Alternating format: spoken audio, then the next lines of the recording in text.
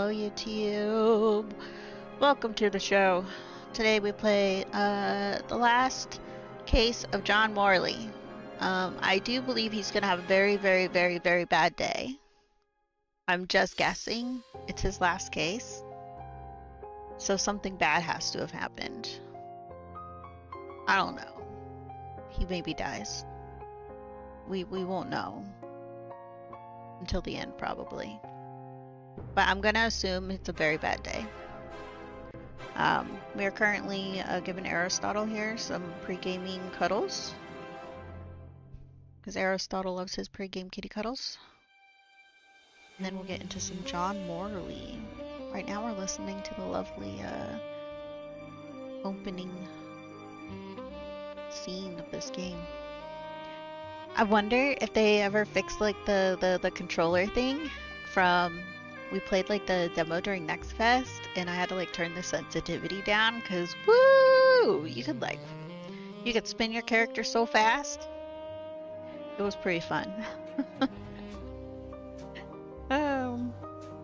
My nephew will put his sensitivity that high when he's playing like Fortnite, and they'll just be spinning with their friends, and it's just like it's an insane sensitivity. But some people like it that sensitive. Is that right? Oh, my leg is starting to fall asleep. Because I have it like up here. So I can hold him. Have support for holding him. If I put my leg down, it gets harder to hold him. He's too big for my lap. Two fluff balls. He feels. Look at him, he knows. Because my leg moved. And he's like, oh, that means we're probably... Oh. Now he's like, never mind. I don't think she's gonna... It's like, I will. I will put you on the blanket. You're gonna go on the little blanket, sir.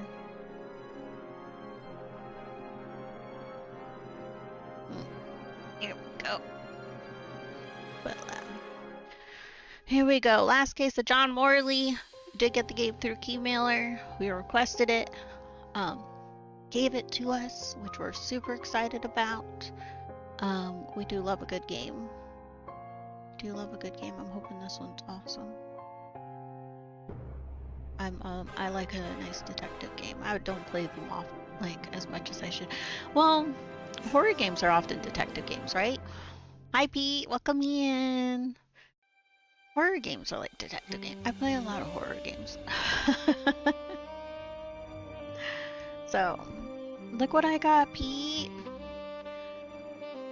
I don't know if you remember when I was playing Yakuza, the Kiwamis. Join the team. We build shit. It's Majima's construction company. You know? Now hiring buff dudes and tough guys. We need to get back to the Yakuza series eventually. We'll get there. We'll get there. The games are way too good. Like, the drama, the story, the way they talk, like, they're so good. So good. Everyone should play the Yakuza games. There's like a million of them, though. So, if you're like scared of like where to start, and if you only play one, I would probably say play 0. But the director's cut, I heard they changed some things, and some people that died, they're now alive in the director's cut. And it just has me going like, wait, why? And who? It changes things. Right? It changes things. Okay, we need to check game capture. Change it over to the last case of John Morley. And here we are. We're playing it.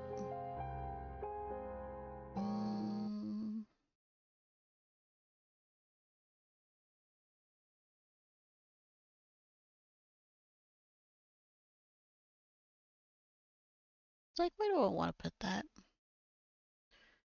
Mm-mm-mm.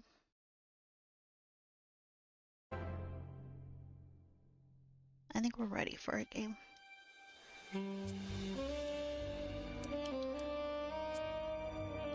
Let's see, we're in windowed mode. This is all good. This is all good. My ribs hurt. We're on epic everything. Motion blur is off. We don't like motion blur. We don't like it. Lens flares. I mean, what actors or what movie the person he does lens flares? Bloom. This is what it looks like when I'm outside. This. Are we just trying to make it like? This is what we see when you have like the astigmatism. You also have like little shots of light coming out of everything. Like that. That's there. It's pretty cool. Coming into my headset. J.J. Abrams, yes! He loves his lens flares. But I'm guessing he's also has an astigmatism. Because, yeah.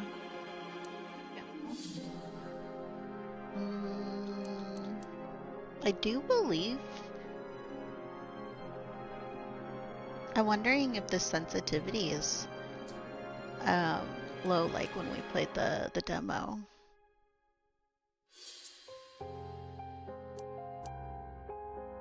Anyways, new game. In the depths of darkness, he awoke with a start. Heart pounding in his chest, the cold earth beneath him unfamiliar and damp. Darkness surrounded him, thick and oppressive, the kind that swallowed every sound except his own ragged breathing. He tried to gather his thoughts, but they were scattered, lost in the fog of confusion and fear. Where was he? How had he gotten here? His legs trembled as he forced himself to stand, the weight of an unknown terror pressing down on him. Somewhere, in the depths of the trees, he could hear it. Something was following. Very bad day. Time buries all truths beneath shadows, but the past always has a way of clawing its way back to the surface, demanding to be heard, no matter the cost.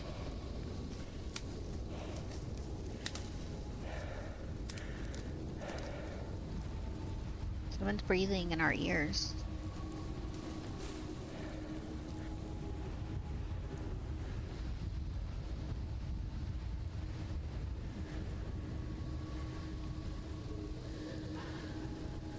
Where am I?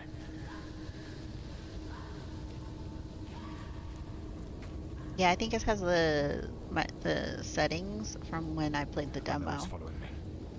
I can feel it. Jump. Do we need to take this lamp with us? It's kind of dark. We should take this lamp with us. It's a little dark. Oh, whatever. We can't take the lamp with us. Who left these lamps? Sir, this is a fire hazard. We can start a forest fire. Smokey the Bear is disappointed in you. I shouldn't have taken such a risk.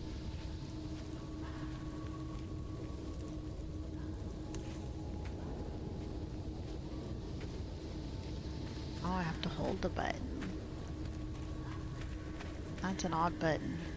Can I hold a different one? Oh, yay. There's two different buttons I can press. I can either hold down the joystick or hold LB. That sound. It's coming from the river. I feel like the graphics might be... Let's take it to high. I feel like we were getting a little screen tearing.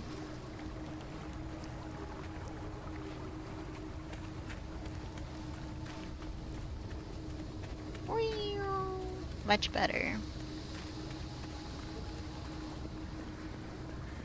I'm also streaming it, so sometimes the graphics card, all of it, can get a little overwhelmed. Hello? There's a pretty river over there. If it catches me, it will show no mercy. Oh, you're telling me I need to run now? I wasn't scared. Now I'm worried for you. I know it's hidden somewhere in this forest.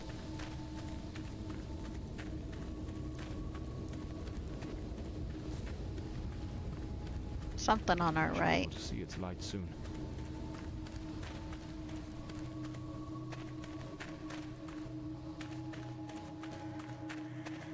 At last. A little I can cabin? gather my strength and plan how to face that monstrous thing.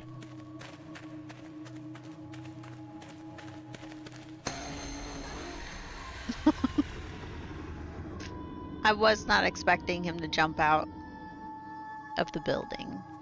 That got me. We jumped. Last day in the hospital. The piercing light of the morning sun stirred John from his restless sleep. For months, strange nightmares had plagued him, and even the strongest sedatives couldn't dull the weird visions that haunted his mind. Another day in this wretched hospital. His wounds still ached, but he felt no regret. Despite the accident, he brought the culprit of those ghastly crimes to justice. After all, isn't that the duty of any good private detective? The name's John Morley, private detective, and today is a momentous day.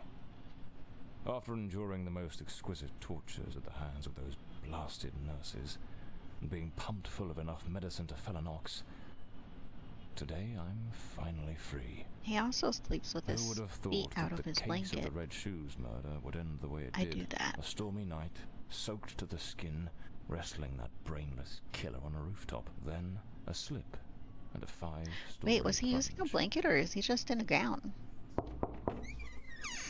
It appears you're awake at last. We had considerable difficulty rousing you earlier this morning, so I deemed it best to let you rest a while longer. Well, thank you. I bring you good news. The latest test results are favourable, and the doctor has authorised your discharge. You are now officially ready to go. I have placed your belongings on the table. Oh, and a lady stopped by this morning with some clothes from the dry cleaner. Oh. Okay. I've been having nightmares. The doctor has prescribed some medication that should help address any residual effects. This should assist in alleviating your nightmares. Why, thank you. My My nephew's home. belongings. I thought everything was already in the room. There are a few valuables and some coins we kept for safekeeping. They are in the box on the table.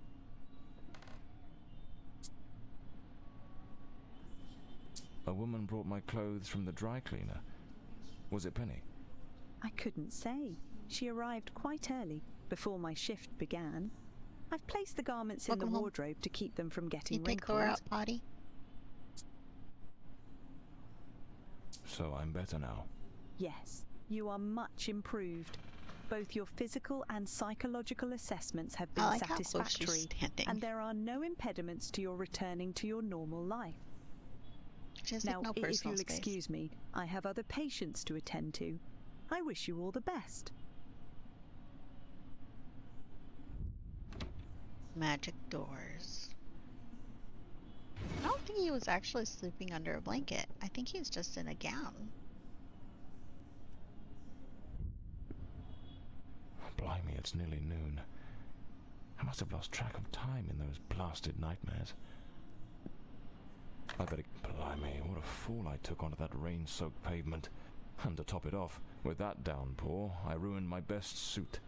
But, well, that's all water under the bridge now. Quite literally. The patient has demonstrated satisfactory improvement in all preoperative objectives. The surgical procedure conducted under protocol EDT-3 has been deemed successful in all respects. Upon completion of final tests and provided that the patient reports feeling physically and mentally prepared, medical discharge is advised. No postoperative observation duty during recovery is recommended to ensure patient stability. I'm sorry, I was distracting myself with this. Oh, we can move it around, up and down, all around. There's notes from Penny, my secretary. She must have left it here a few days ago while I was still under observation. I'm awfully sorry, but I just can't keep it going like this. You've been laid up in that hospital for ages, and I've been left skint, with no wages coming in for months now. Before, with the state you were in, I couldn't bring myself to say anything. I thought it best to let you get better in peace, but the other day, Dr. Forner rang and said they were finally going to let you out, so I figured it was time to tell you. I haven't been to the office in a month, and believe me, I'll miss Hawthorne Street and that old moldy brick building of ours, but I've got to move on, and you know, even before the accident, you still owe me 3 months' pay. Peter and I are planning to get married, and I need some stability. I hope you understand. I left my key under the doormat. I paid the water and electric bills, so they are in your hands now. Goodbye, John. Wish you all the luck in the world. P.S. A few days ago, an older woman came by asking for you. I told her you might be back at the office this afternoon. She seems quite eager to have a word with you. Penny. Damn it, Penny. I don't blame her, though. I'm a right mess. I've managed to lose the only 2 things that kept me grounded. Her sound advice, always spot on, and the faint hope that she might dump Peter and give me a chance.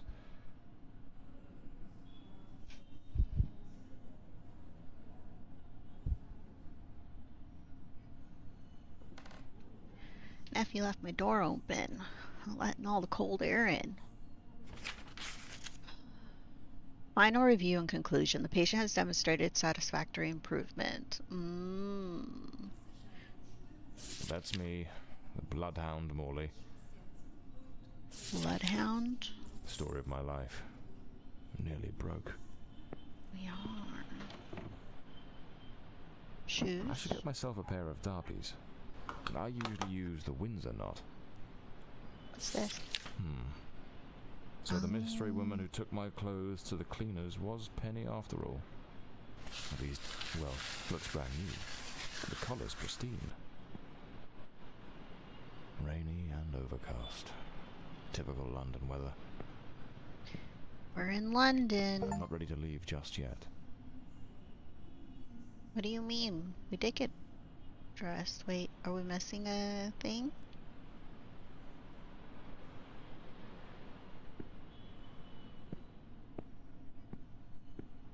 Oh. Trench coat and fedora hat. Every detective's must have.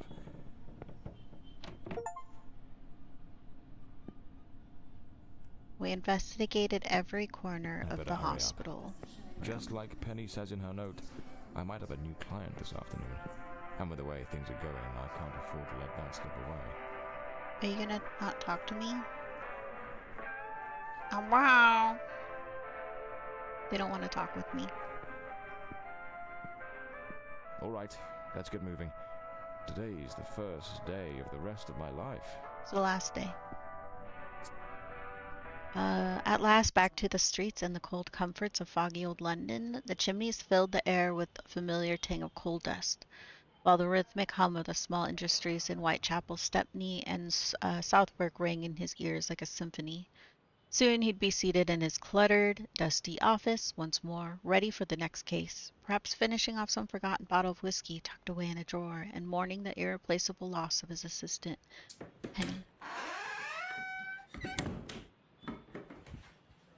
Back again. Feels like stepping into a forgotten paradise. Everything's got that same old charm, and yet feels oddly new. Why is his belly a globe? This given me a bit of a new outlook. Oh, Maybe I'll take it a shade easier from now on, sticking to cases that don't demand a trip to the morgue. I do believe Charon's case, or Karen's case, whatever, that one is one of their other games.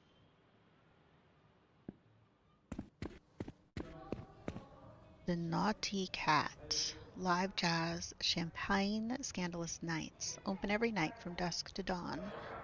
Soho, London. Madame Marquise, tarot reading and psychic visions.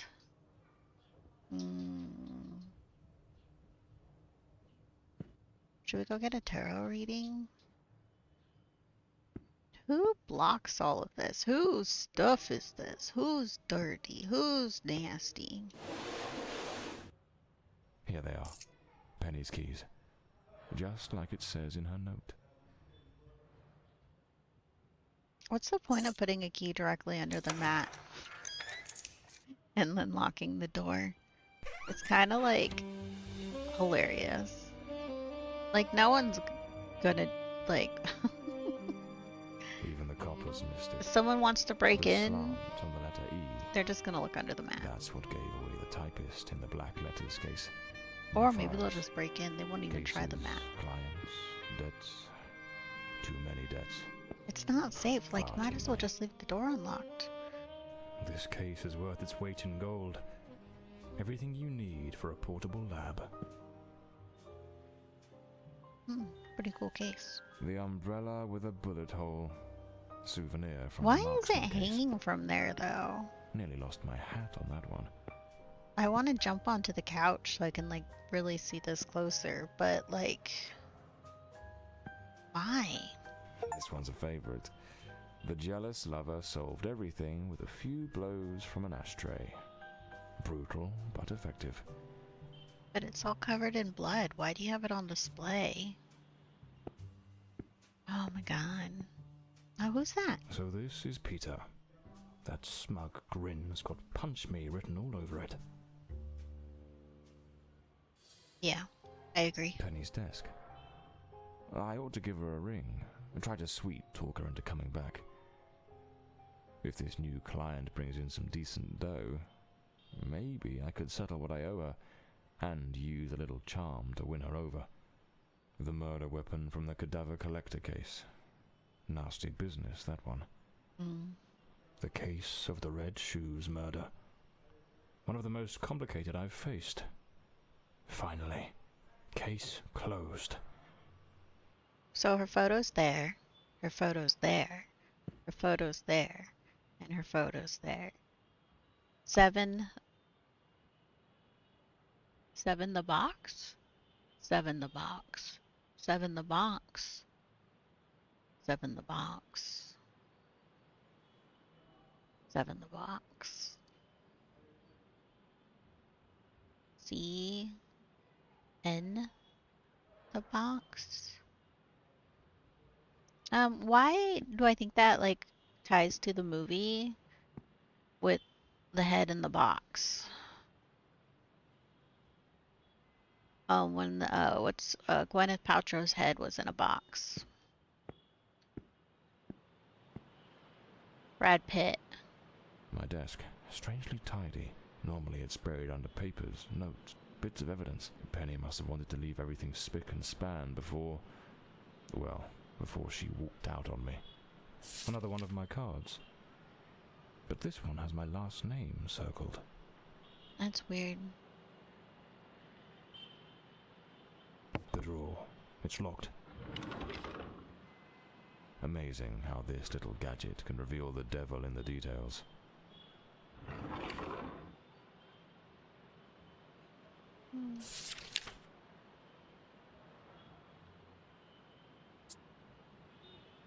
Oh. M O R L E Y. I remember that. The Scarlet Page. I trust Penny didn't go snooping through my things while I was away. Yeah, I don't think she's interested in your porn. Oh, my apologies, madam. I didn't hear you come in. I was a bit distracted. Good afternoon, Mr. Morley. I trust your assistant informed you of my visit as promised. My apologies. I was rather engrossed and didn't notice your arrival. To whom do I owe the honor of this meeting? Lady Margaret Fordside, the 4th Countess of Bloomsbury. Lady Margaret, could you tell me what brings you here today? How can I assist you? I shall endeavor to be as candid as possible. 20 years ago, when my daughter was just 18, she was brutally murdered. It happened at our family estate, Bloomsbury Manor. Someone slipped into the house unnoticed, and upon reaching her room, delivered 5 fatal stab wounds to her chest, lungs, and heart. The police, eager to close the case, hastily blamed and condemned 2 violent thieves who clearly had nothing to do with her death. The investigation was closed, and justice was never served. I am prepared to offer you £30,000 if you take on this case, and a further £30,000 if you can solve it and bring the true killer to light. Tell me, Mr. Morley, will you accept this case? I understand your distress, Lady Fordside. But before I commit to anything, might I trouble you with a few questions? By all means, Mr. Morley. Ask whatever you must. I will.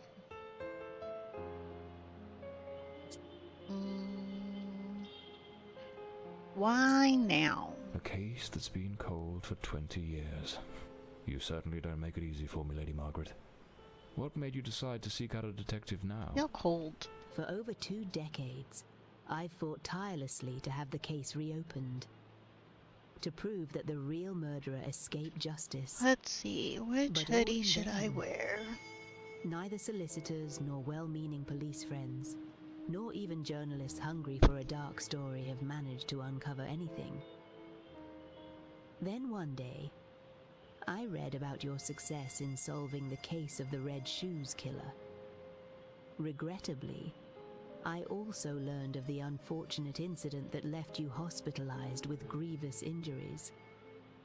On the advice of your secretary, Miss Penny, I waited patiently for your recovery. And now, here I am. Okay. The wrong man. Tell me about the men the police arrested. Why are you so certain they weren't guilty? 2 days after the murder, the police arrested a pair of violent thieves who were terrorizing the county at the time. Though they swore their innocence in my daughter Elodie's death, their criminal record completely undermined their defense. Seizing the opportunity, My the ribs police hurt. locked them away for their other crimes, and the case was closed. But what has always struck me as suspicious is that We've already nothing was done this stolen part on when the we night did the my Elodie demo. was killed. If those thieves were truly the culprits, why would they murder her and then leave without taking a single piece of silver?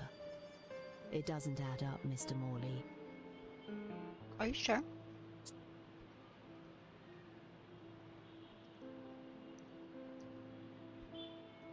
But tell me about Bloomsbury Manor. Yeah, tell Do me. you still reside Everything. After Elodie's death, I abandoned the estate. I couldn't bear to remain there, to live within those walls. Even now, when I visit the manor, it still feels as though I can hear her footsteps echoing through the halls, her voice humming that old melody. The delusions of an old woman who has mourned her daughter for far too long, Mr. Morley. No mother should ever have to bury her child. Should you accept the case, Bloomsbury Manor would likely be the best place to begin the investigation. I shall not impede your work, as I now reside at Bedford Square, in the heart of the city.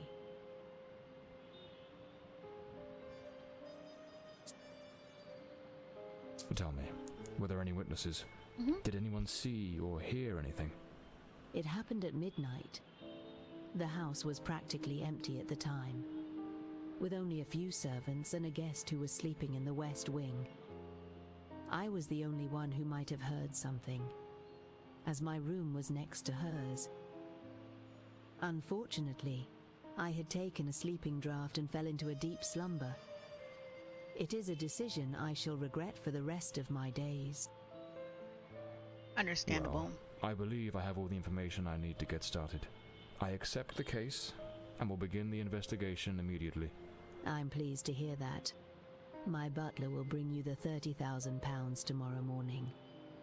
Now, if you'll excuse me, I have matters to attend to. Once you uncover the culprit, contact me at once, and I shall promptly deliver the remaining £30,000. Okay.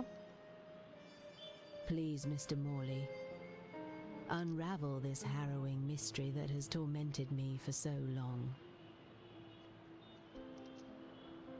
I'm on the case.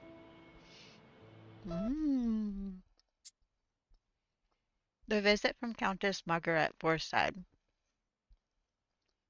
was just what John needed, a case with all the right ingredients to stir his detective instincts.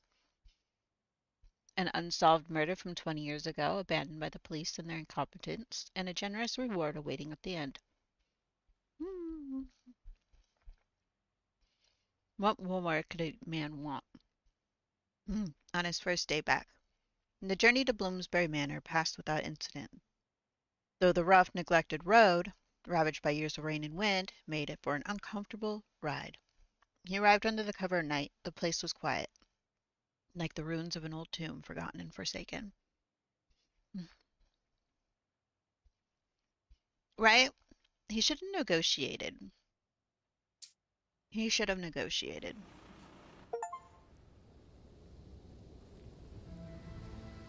We're getting achievements.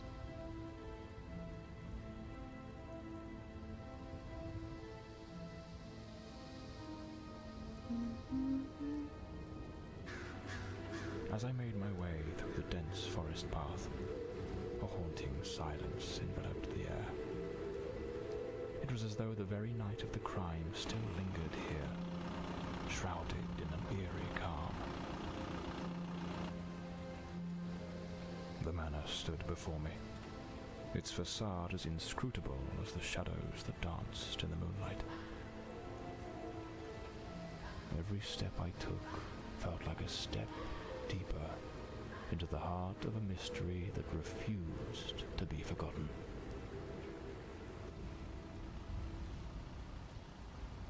I don't have any feet. Where are my feet?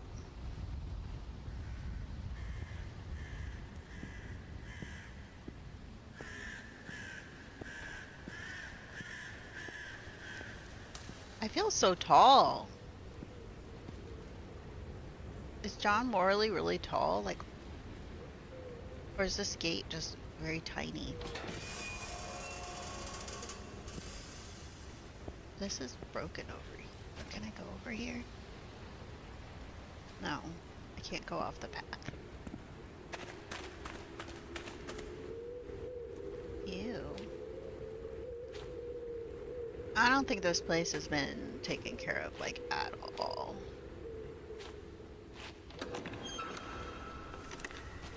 Place is unlocked.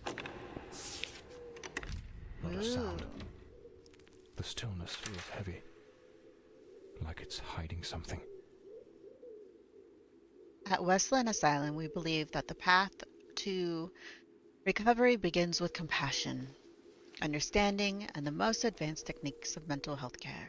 Our institution offers a tranquil haven for those seeking respite from the trials of the mind.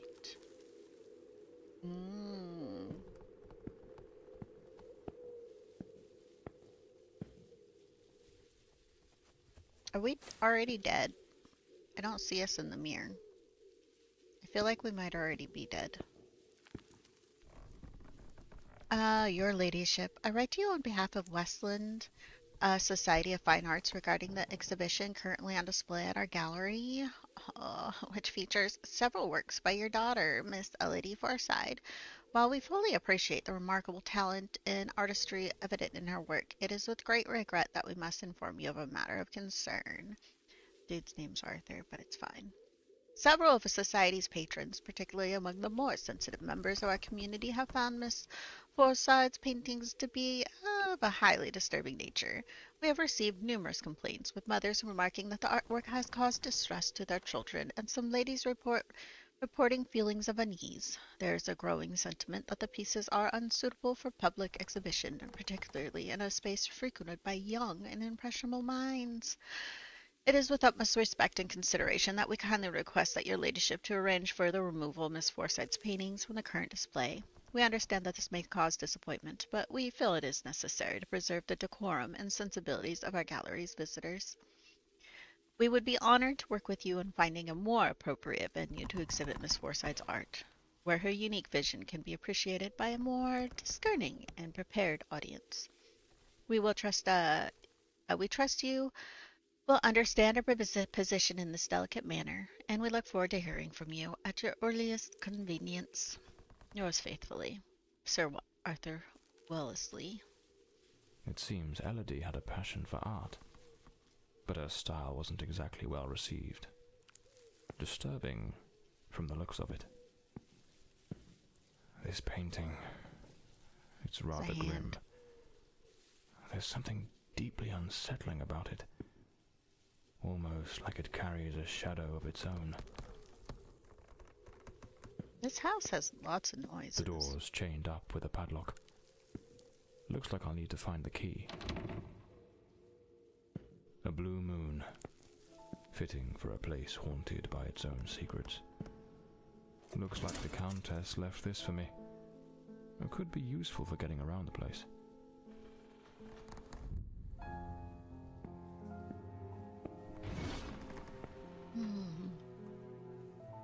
I would kindly ask that once the midday service is complete, you grant me a few moments of your time in the library. Joan Merver, the housekeeper. So, the housekeeper left a note for the countess, asking her to meet here on the day of the murder.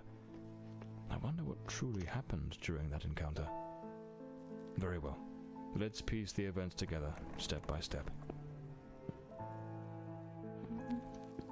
A globe resting in a beautiful wooden stand.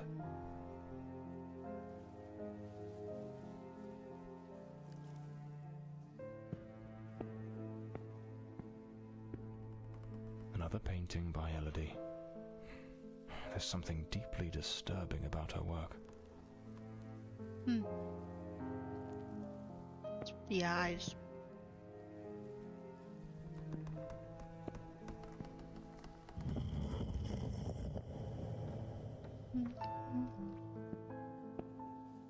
Lipstick stains. Same shade the countess wore when she visited my office. An empty envelope. The housekeeper's cup is still here. Tea spilled across the table. She never got to drink it. Has this been sitting here for 20 years? Looks like someone arranged tea in the library that day. 2 chairs. One of them knocked over. It seems they met here. But something went wrong during the conversation.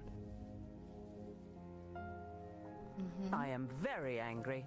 After all these years of service, this is how you repay me? Walking away like this? I'm sorry, madam, but the situation has become unbearable. My bags are already packed. Ooh, that painting right there is interesting.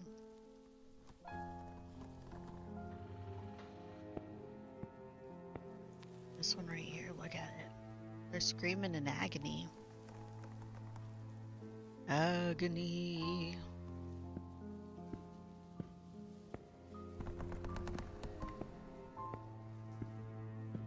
Looks like this is the Fordside family book, showing some of their ancestors.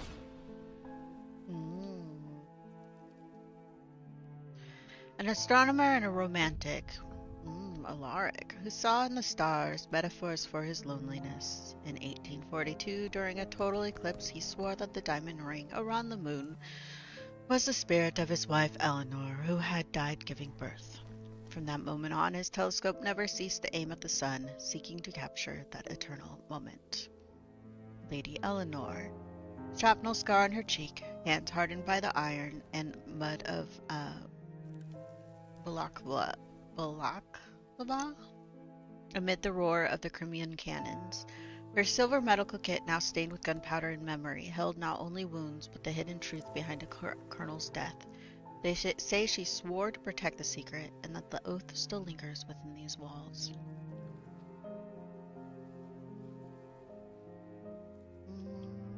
I thought I can, like, switch pages. Oh yeah. Lord Cedric, a man with a prominent nose and a wandering soul, whose steps traced paths where only blank maps had once lain. Cartographer to Queen Victoria, he devoted his life to naming the unnameable jungles that swallowed expeditions, rivers that erased borders and villages whose names only he remembered. His globe, now cracked by time and the salt of 1,000 seas, bears between its meridians the scars of a man who preferred to get lost rather than return. Lady Isolde. Is it Isolde? Isolde? I've probably heard that name out loud, I just don't. A pianist with ethereal hands and a drowned heart. After losing her beloved in the wreck of the SS Meridian, her nocturnes became unnamed requiems. Her final composition, Elegy in Blue, rests on the ebony music stand in the library. Its notes sketch waves that never kiss the shore, and it pauses, echoes the silence of rings never given.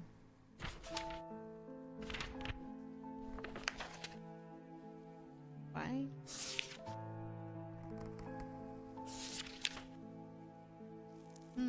Weird. So this is the young one, right? And he just wants the telescope.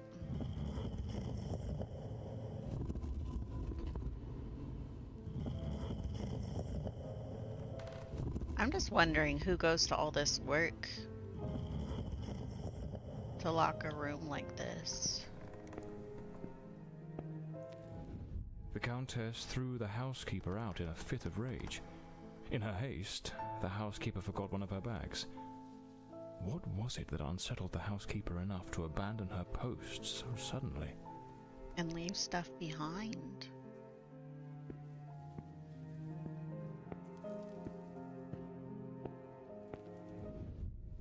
Lady Fordside, still seething, burned something in the fireplace.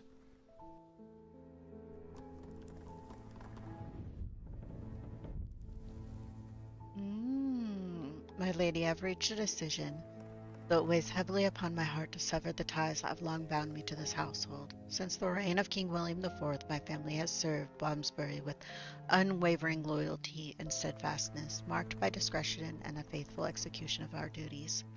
However, there are limits to all things, and of late, this house has been frequented by certain individuals whose presence is wholly at odds with the principles to which my lineage is so devoted. It is no coincidence that our family motto is Oblatus, signifying something offered or consecrated. We are vassals of an ideal, the custodians of the most deep-rooted traditions and the bastions of the eternal values of our nation. This house has forsaken all of this. And you will know the reason why. And you well know the reason why. Please do not concern yourself. I too understand why you have allowed this. Rest assured, I do not judge you harshly, just as I hope you will understand my reasons. As my family says, Fausta, best wishes, Joan The Parker. housekeeper resigned. Seems something, or someone, troubled her greatly. Enough to break the long-standing family tradition tying her to this place.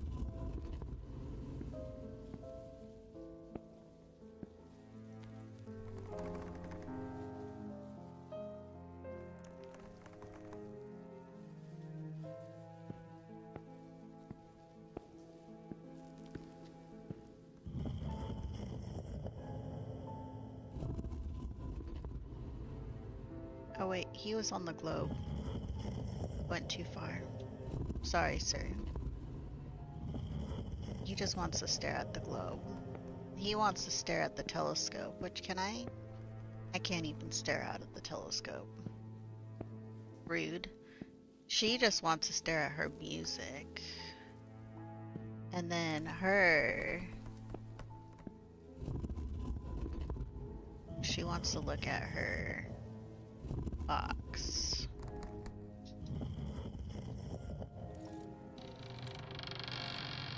We did it.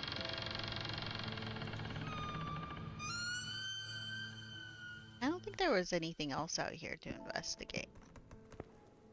We did it all. We did it all.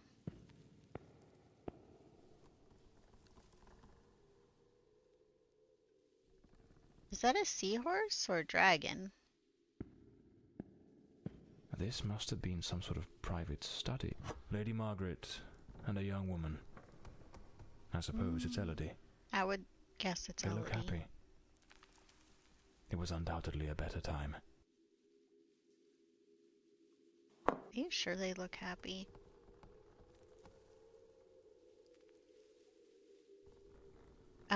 Dear Lady Margaret, I'm writing to you as the attending physician of Ward 2 to provide an update on your daughter Elodie's progress. It is with great pleasure that I report her notable improvement. Elodie now confides that she no longer experiences dark thoughts. Most importantly, the nightmares have subsided, and she has begun to communicate more amicably, that's too many syllables, with her fellow patients, a crucial step in her recovery. Elodie has also asked me to relay a court request. She would like you to bring her amber necklace when you visit this Sunday. I'll continue to keep you informed of her progress. Elodie was committed to a psychiatric facility. But this looks like the key to the main hall. Could be my way into the heart of the house. A British passport. Lord Fordside was undoubtedly a man of the world. An old pocket watch. It probably belonged to Lord Fordside, Lady Margaret's husband. Nothing else to investigate in here? We are an investigator. A detective of high caliber. We've never made it this far. Oh. Let me in, let me in. Oh wait, no, I remember seeing this tree. This tree is so pretty. Should we do the thing?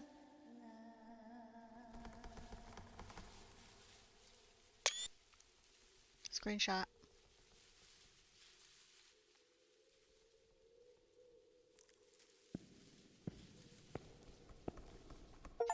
Here lies Elodie. Here Rest lies eternally. Elodie. Rest eternally, beloved daughter, Read it for me. beneath the tree that once watched you grow. So this is where Elodie is buried. Yeah. I like... It's... has an ivy growing around it, and... someone dug into it sideways, maybe? Who puts, like, a tree, though, in here? Dude, can you imagine? Dude, actually, where are all the leaves? There should be more leaf debris everywhere. Like, it should be a sludge of it. And what waters? How does this tree get water? Oh, I'm worried about this tree.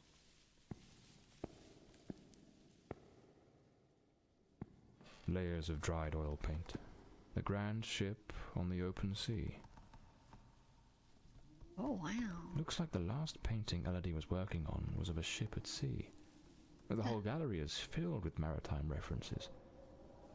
She seemed quite obsessed with it. Look at that. Someone screaming in the sky? A man with his back turned, watching a ship go down. This door appears to lead out to the back garden. Locked with a padlock.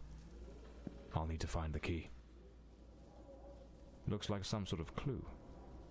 Trace the tree's journey from birth to decay. Trace the tree's journey from birth to decay. Follow the path of the artist in a thoughtful display. Arrange the 4 stages and the door will obey. Unlock the path ahead as art lights your way. Okay. Drawing room key. My lady, I must confess. Never before has anyone requested something of this nature from me. I believe I am capable of the task, but I must inform you that you will require a significant sum. Certain parts will need to be specially crafted in the city, and I must first commission the necessary plans. What you are asking for is a piece of intricate engineering, but rest assured, there will be no more ingenious way to restrict access to certain areas of the house. What? She, like, did it? She's the one? If it pleases you, I propose to delineate the spaces as followed. Area A, private quarters. Area B, guest quarters. Area C, kitchen and servant quarters. I provided a sample mechanism for Area C, adhering to your original concept. I would greatly appreciate a prompt response so that I may proceed with ordering the remaining mechanisms. Oh my god. Lady Margaret took special care to secure the house, restricting access to certain areas. So she purposely made it like all of this, like, oh wow, we got a code? We gotta find a 5-digit code. Can I rearrange my paintings yet? No. Another 5-digit code? Let's see, what's this? Follow the path of the artist in a thoughtful display. Arrange the 4 stages, door will obey. Unlock the path ahead as art lights your way.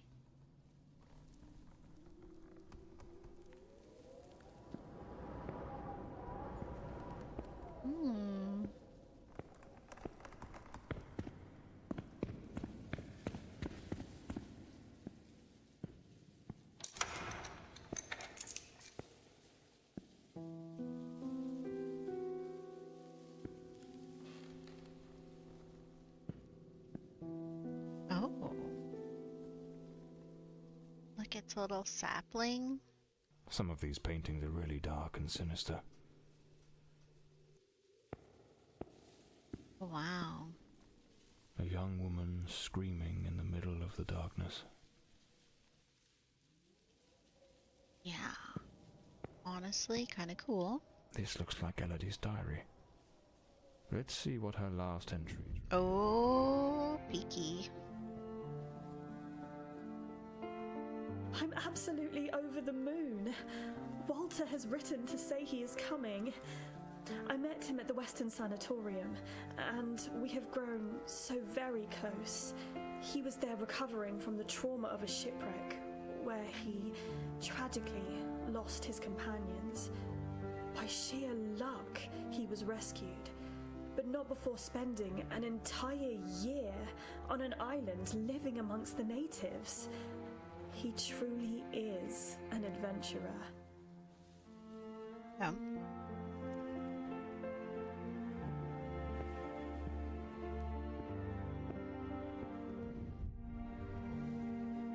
I'm so happy. Walter has finally arrived. I must admit, I am utterly captivated by him. I invited him to visit, and he gave me his word he wouldn't fail to come as soon as he was able to leave. And now he's finally here. I can scarcely contain my joy. It feels as though all the darkness She's happy. has faded away.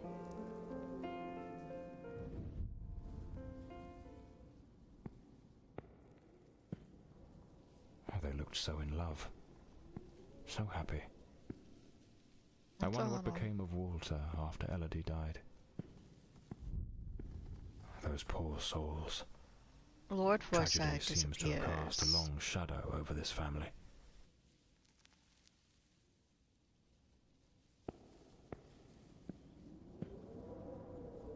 Damn it, it's not here. It's simply not here.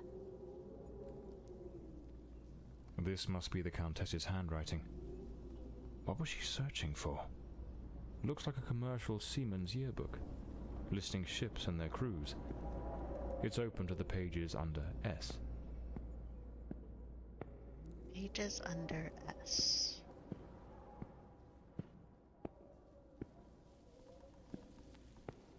Okay.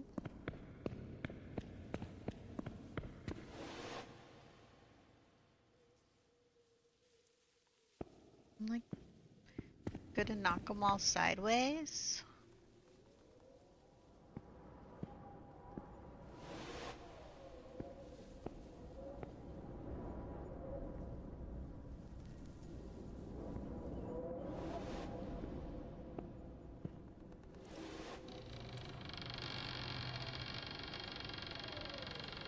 Okay. We touched all the paintings. Which opened a door.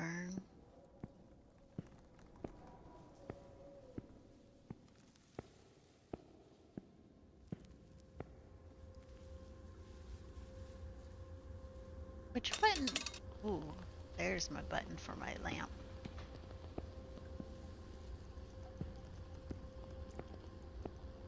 A boarded up door. The access to the servants' quarters appears to be blocked for some reason.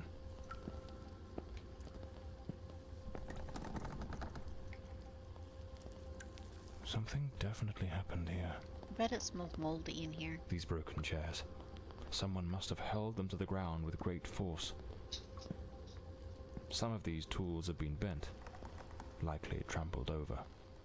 Oh, this one's A missing. silver knife is missing, and it's nowhere to be found. Likely taken by the same person who caused all this destruction. Can we take this? Hell yeah! We got ourselves a weapon. It looks like this vase was shattered. Not just dropped, but smashed with intent.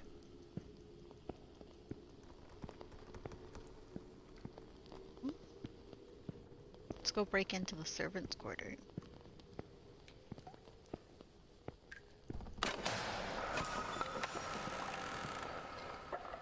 Looks like the crowbar is broken. Well, that's rude. Lady Margaret, after the death of her daughter, dismissed the staff and left the mansion.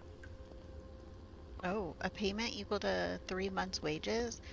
With this gesture, your service to the household shall come to an end. She gave him 3 months' pay. After, like... She's like, ew, your guys' toilet's nasty. A pair of blood-stained scissors stuck in the sink basin. Deeply unsettling. Breathing?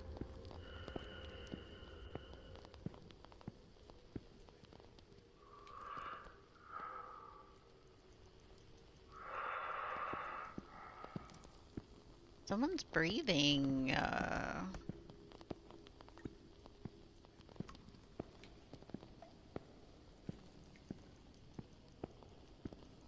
No doubt. This is the cook's room. Oh, recipe. Dude, it's all blurry. What do you mean we can't cook it?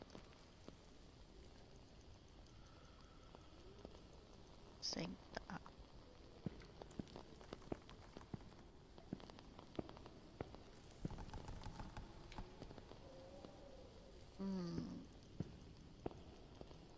A doll pierced with an awl. A warning? Weird. The young maid was an avid fan of actor Valentin Rudolph. For a collection of posters from his films. That's pretty cool. Oh, dear mother. I wish I could tell you that all is well and that I'm happy here at the Countess's household. Mrs. Moore, the housekeeper, takes good care of me. Lady Margaret sees no one but her daughter. According to Miss Muir, we feared some kind of relapse and manners falling apart day by day. But the worst of it, mother, is that man, that dark. He lurks in the shadowy corners of the house where I'm cleaning or carrying out my task. Throws himself at me. He is incredibly strong. His great hand seized me and I feel completely helpless. At night I'm afraid to go to the lavatory. There, in the dim solitude, I feel watched by something wicked, and a deep, spectral breathing leaves me frozen with fear.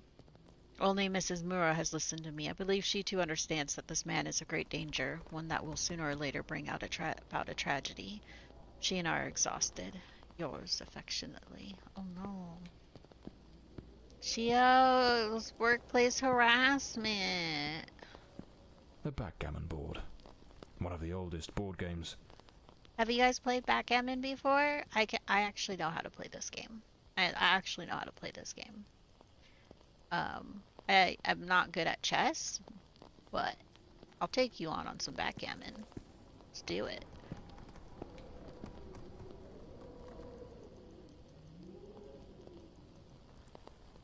Ew.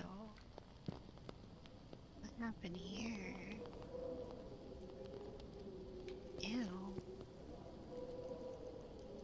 You're pretty good. take each other on. Have a contest. Miss Marva apparently knew her way around the tarot. Devil, dreadful death, spread. the tower. And what a chilling omen it revealed. So some change. Evil approaches. It will bring death, and lay ruin to the house and all who dwell within.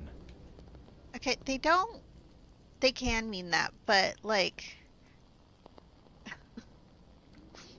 like, wow, the way you're reading that is so dark. Whilst the installation of the new security system in the chambers of A and B is underway, the following have been established. Area B is 34982. I guess we should write this down.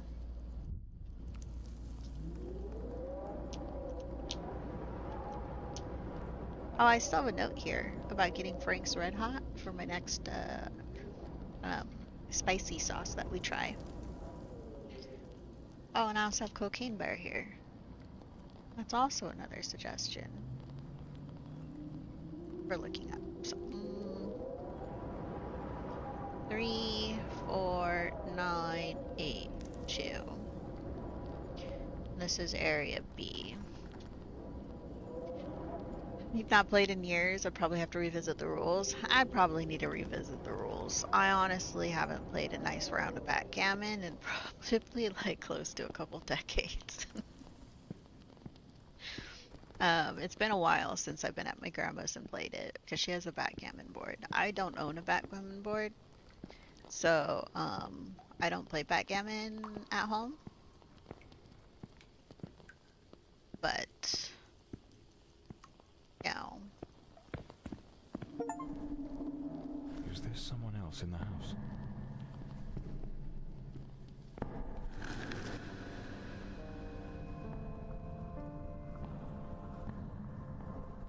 Do we want to run Who from the her? devil is that man?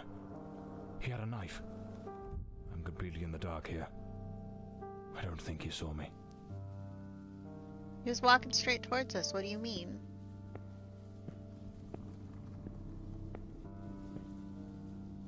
Where'd he go? I think he saw us. It's one of those games like poker that make no sense to play for nothing. You have to play for money. I played it as a kid at grandma's every like Thanksgiving, Christmas, 4th of July for years. I always went up against uncles and stuff. We had fun. We also played checkers. Checkers isn't that bad. I think there was also a chessboard, but none of us played the chessboard. Like, it would be there, and we'd get it set up. Oh wait, does it need to be up 1, 3, 4, 9, 8, 2? Here we go. Well, no money. We would bet. I think we did like in candies. Like Skittles, M&Ms.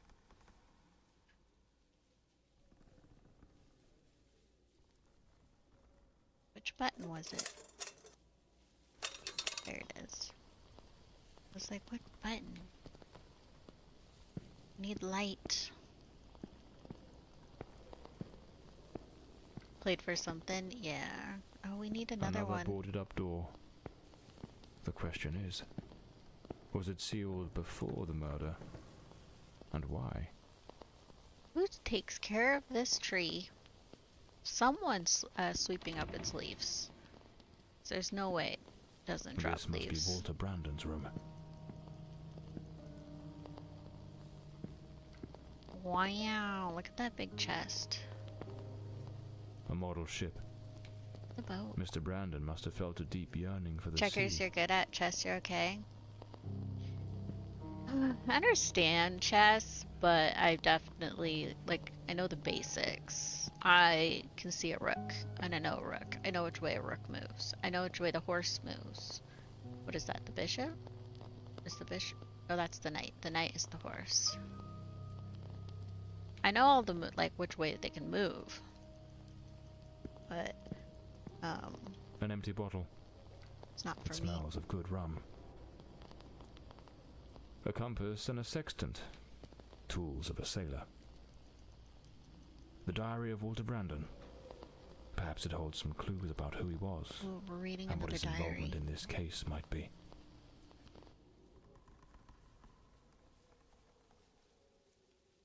I like how we're reading everyone's diaries. Wait, we didn't read his diary.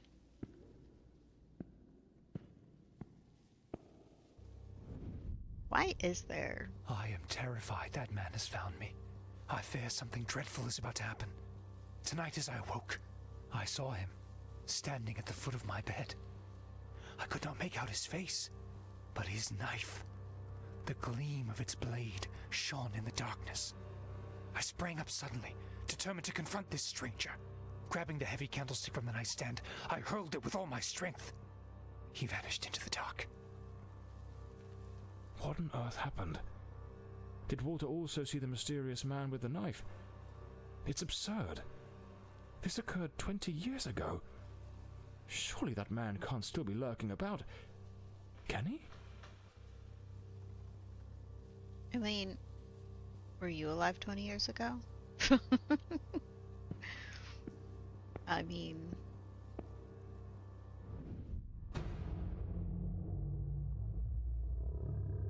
Coming here was a grave mistake. He has followed me, watching and lurking in dark corners, waiting to surprise me. I dare not tell Elodie. She would think the one thing I dread most for her to believe. I see him again from the window, watching me. His long hair and beard obscure his face, and he still holds that knife. He means to kill me.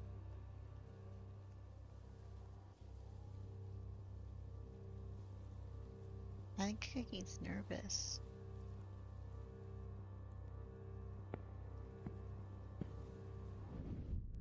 I am losing my faculties. It is best I return to the ship. Everyone seems to be conspiring against me. The housekeeper despises me, accusing me of misconduct. Perhaps I'm not a man of refinement, but I know what respect is. Yet this morning, as I woke from my rest, she was enraged with me. It was of no use to tell her I had slept peacefully. An external maid who comes to clean was crying and accusing me of having approached her in an unseemly manner. I would never do such a thing. I am a sailor, a man of the world. I know how to conduct myself.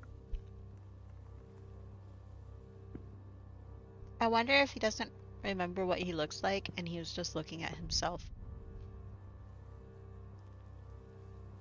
And he's the one holding the knife.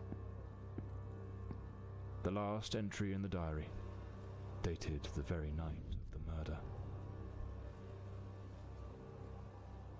My beloved Elodie, why can you not believe this poor sailor who only wishes to love you? I have left everything behind. My ship, the sea, all my world, just to be by your side as you asked me to. The mirrors are all broken. Damn it. I can hear the man with the knife coming up the stairs from the hall. I need to hide. Walter was terrified. What in the devil was happening here? It seems this trunk was all Walter owned. I should take a look at it. A photograph of Elodie. No doubt Walter cared for her deeply. What's in here? Ooh, a key. Looks like the key to the back garden. I better head back to the staircase gallery. Pretty sure I saw a door to the outside there. Mm-hmm. Hat? Seems I'm not the only one with a fondness for hats. No, I guess we looked at all of it. I think we touched everything here. Mm-hmm. Mm-hmm.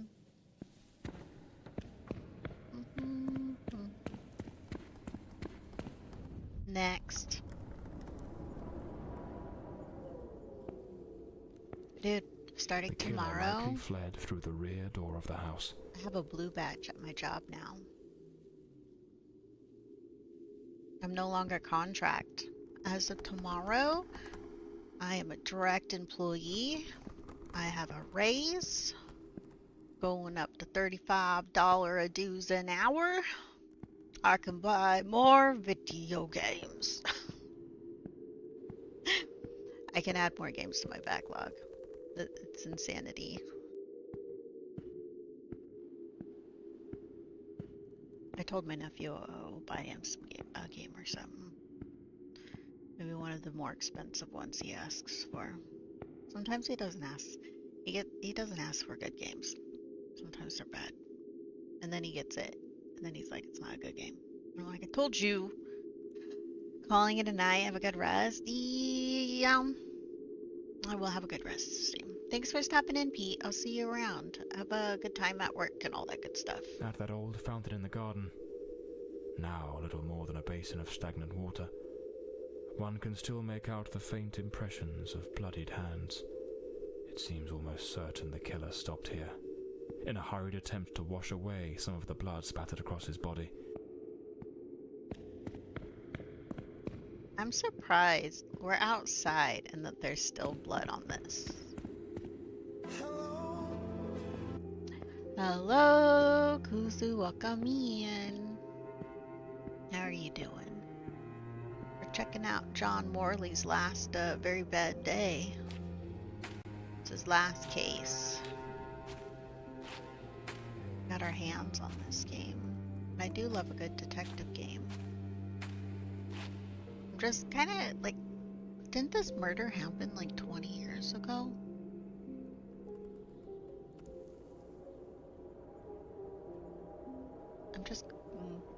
We're doing good. Tomorrow I start direct at my current job. Here's the missing kitchen knife.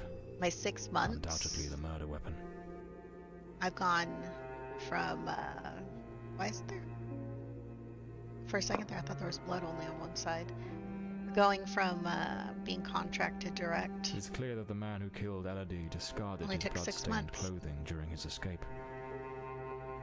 Despite his injuries, the killer rid himself of anything that might incriminate him before fleeing the scene.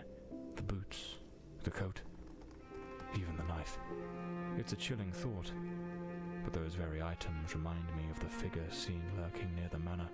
The same figure Walter Brandon spoke of with such dread. And perhaps the very one who was said to have harassed the maids. I think it's Walter. That mysterious presence was, in all likelihood, the murderer of Lady Fordside. Dude, what the hell? Why is this in here? Trees gone sideways? Is that what that is? Anyways, let's grab This this. ought to do the trick for that boarded up room upstairs, We need just that. by Walter Brandon's room. Wee, run. I don't think I can go anywhere else in here. The gate still bears the macabre traces of that old tragedy, like a silent witness, pointing to the path taken by that murderous beast as he fled.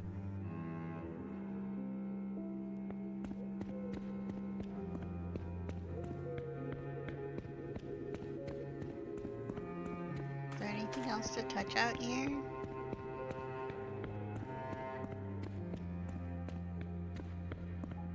I don't think so. Let's go back in. Do I even remember where to use the one thing? No. Oh, it's right here.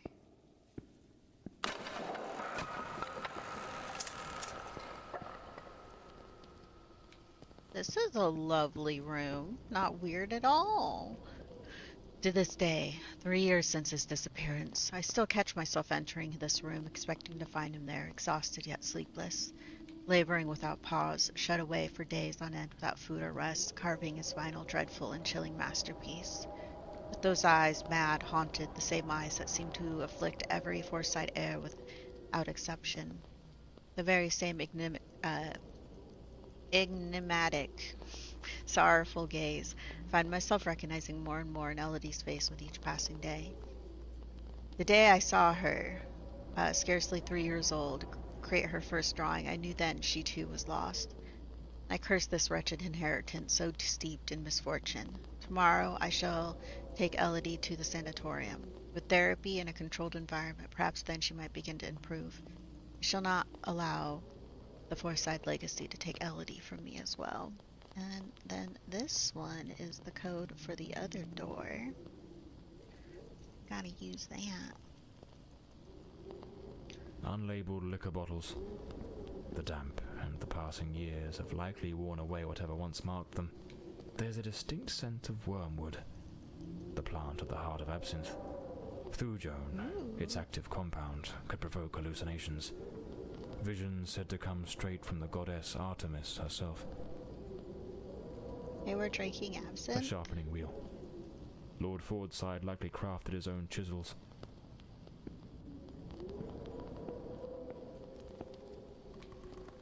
Has wings.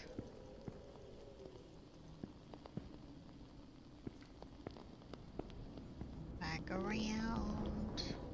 Nothing to touch there. Lord Fordside was a gifted artist, no doubt. But his work betrayed a dark and tormented soul. This unfinished fallen angel stirs in me a curious sense of unease, almost repulsion. Are you sure it's an angel and not like demon? A demon. Okay, let's go over to this other side. We have another 1, 2, 5, 7, 4, 1. Hell yeah.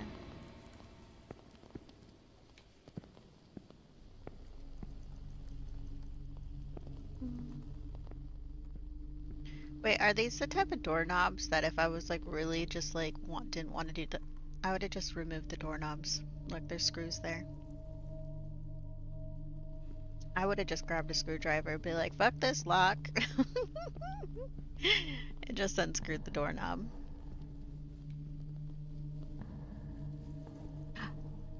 Him again. Who the bloody hell are you? Hi, sir.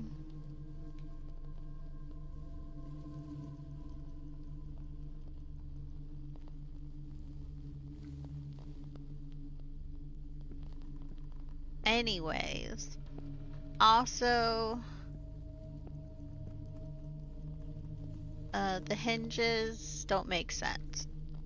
I was like, maybe we would just like unscrew the whole door, but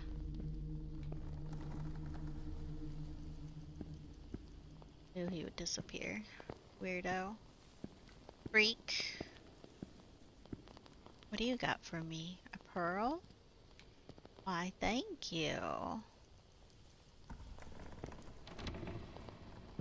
This room looks like it belongs to a woman. Lady Margaret, perhaps? Lady Margaret. The bed is made. The countess hadn't yet gone to bed on the night of the murder. I kind of like the bedspread. Kinda. I wonder if it feels soft, or if it's like a scratchy material. It's a damn fine bottle of wine. No one in their right mind would open a vintage like this and leave it abandoned, unless something rather urgent interrupted the evening. Well, maybe I would open it and leave it because I don't drink wine. Seems Lady Margaret was reading in the chair that evening. The book's still open, right where she left it.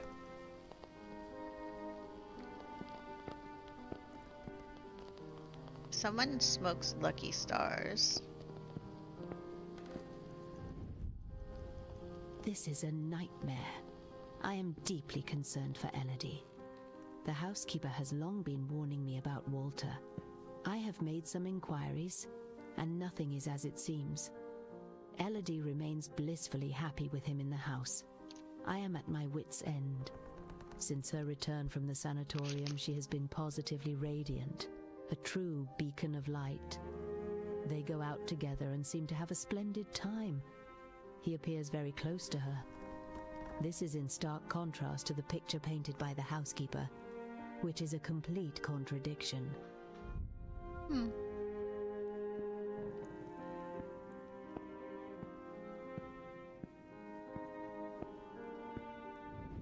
Last night I heard him scream. He seemed to be in the throes of a panic attack. I approached on tiptoe to the guest quarters, and then suddenly I was struck with terror. An insane, maniacal laughter echoed through the night. It did not sound like him. The following morning, Walter and Elodie went out to sail on the pond. Everything appeared normal, and he was the most charming he has ever been.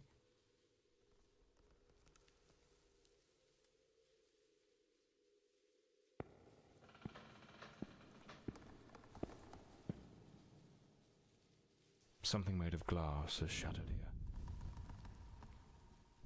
Or cup. Oh. Oh my God, what is that noise? It's coming from Elodie's room.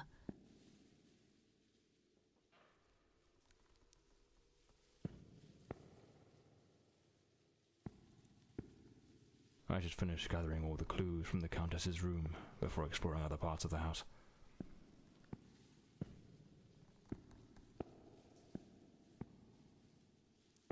What other clue is there?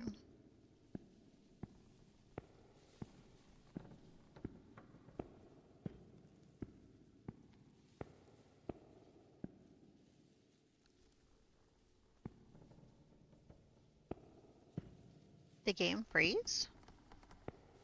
Oh no, here it is. The fireplace tools, all knocked over on the floor. And unless my eyes deceive me, the poker appears to be missing. Oh my God, Elodie! Lady Margaret, quite agitated, grabbed the fireplace poker and rushed All toward these Elodie's room. assumptions. Did she really? Are we following you, lady? I wanna follow you running. I don't think there's anything else in here.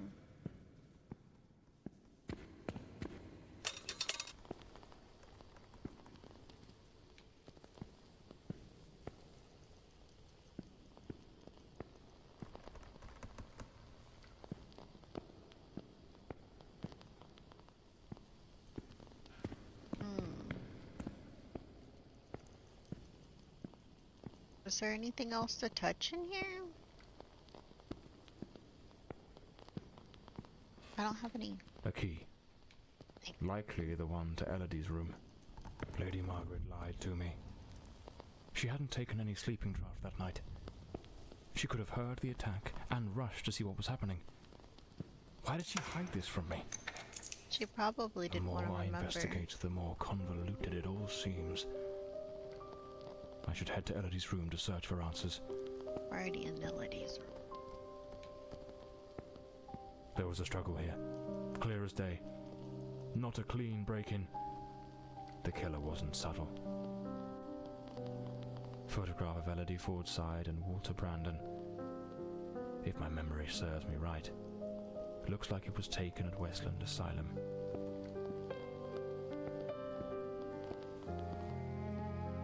Ew. A pool of dried blood. There's no doubt now. This was the scene of the crime. Wait.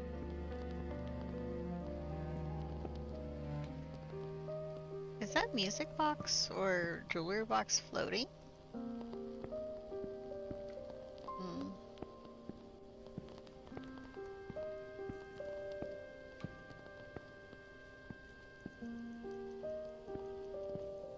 What else do we need to touch in here?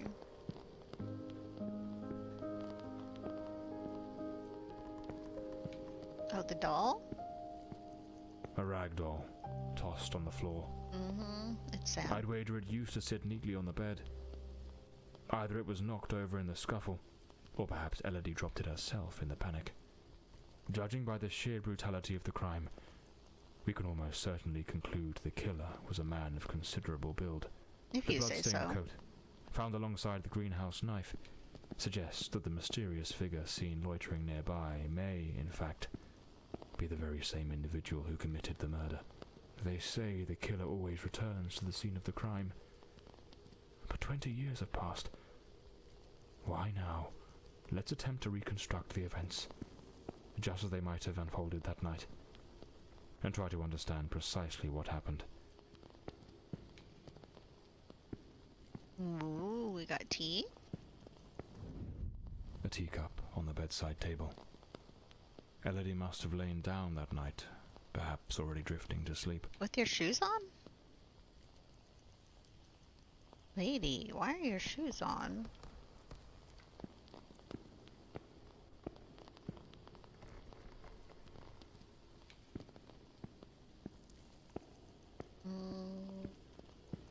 Other green part? Oh, there it is.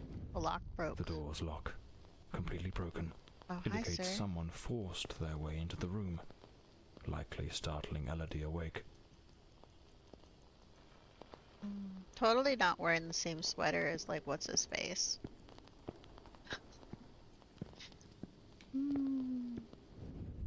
Elodie tried to flee, but the killer cornered her near the vanity. She lost her balance and fell, breaking the dresser and chair. Well, that sucks. The killer dragged her to the bed against her will. In the struggle, one of the vases fell from the mantelpiece.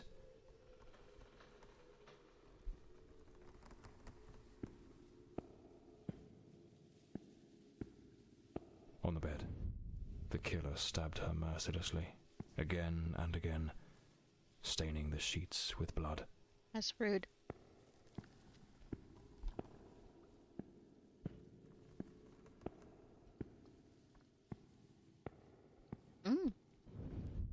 That's when Lady Margaret arrived, striking the killer with the fireplace poker, knocking him away from Elodie.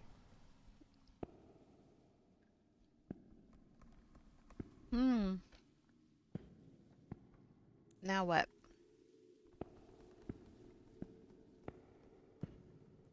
Yeah, she doesn't look like she had a good time.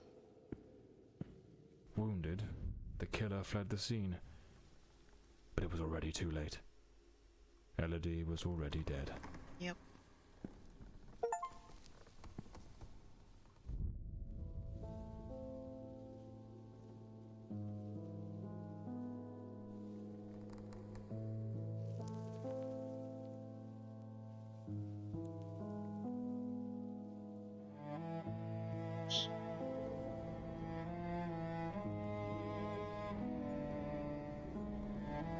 The old Bloomsbury mansion. It choked my thoughts. It had that kind of sadness that seeps into your bones like old damp, and that sudden abandonment, so clear before my eyes, looked like a sinister time capsule. Look at those teeth.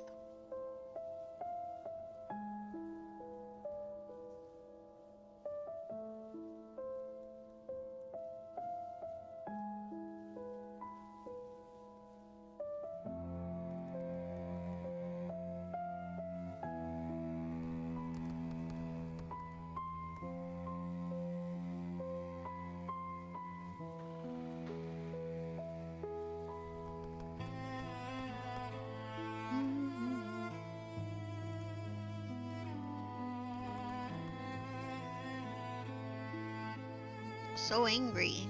One thing was certain. My next move was to dig up answers about the man with the knife, and about Walter Brandon, the sailor from Westland Asylum, an old forgotten sanatorium that, 20 years ago, was the scene of a meeting between Lady Fordside and that Brandon fellow. Oh. Lament of the Forgotten. The old sanatorium loomed in the distance, silent and solemn, a monument to forgotten suffering. It stood like a sleeping giant, its walls steeped in the horrors of another age. John knew that crossing its threshold meant stepping into the labyrinth of the human mind, where the madness of some and the cold indifference of others had turned places like this into breeding grounds for nightmares. A creeping unease settled in as he neared the entrance, a whisper of dread curling at the edge of his thoughts, yet he pressed on. He needed answers, and he was certain the key lay waiting in the dark, or a certain they lay waiting in the dark. Not the key, they. It was an ungodly hour when my battered car crept along the winding, shadowed road leading to Battered? the asylum. The car all beat up? And you call it battered because it's like, say, a few years old. It's not the newest of the new. Was disquieting. Wow, that car's loud. Forsaken for more than a decade. The maid did not need it. Was it some ancient emergency system defying the passage of time? Are you just leaving your lights on, sir? Oh my god. Wow, this is interesting. A statue, but like they made it look like they're under the veil. That's interesting.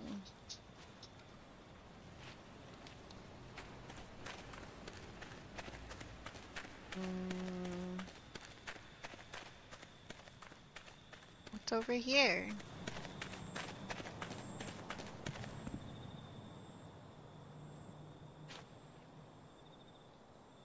I'm leaving now. I've gathered all my belongings, but I see that yours are still here. I've had to return the key to the front entrance, but the passageway leading to the back courtyard remains. I've covered it up a bit, but I'm sure you'll remember where it is. The kitchen window was broken, and quite frankly, I don't believe anyone will come to mend it. Should be able to get it through there without any trouble. So, there's an alternative entrance, hidden somewhere in the wall of the asylum.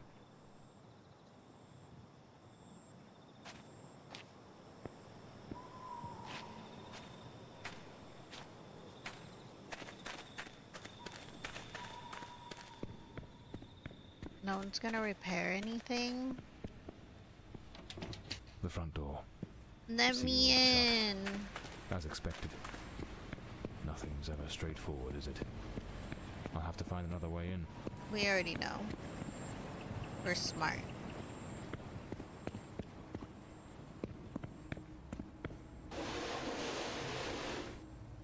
Wow.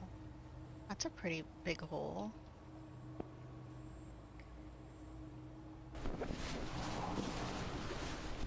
Do they got big dogs?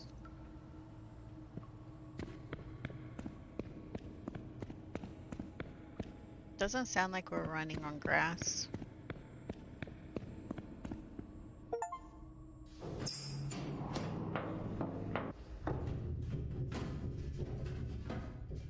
That sounded like we were on an elevator. It's pitch black in here. Looks like I've stumbled into what could be the kitchen.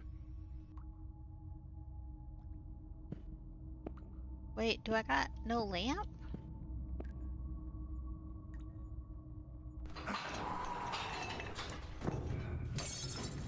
Damn it. The lantern. It's broken. I'll have to manage without it for now.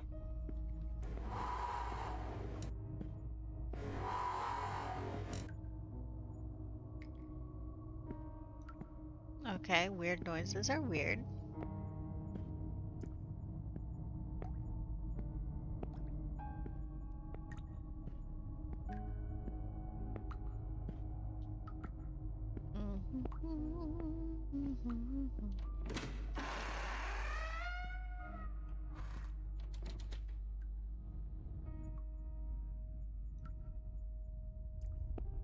I don't know why he had to go and break his lantern.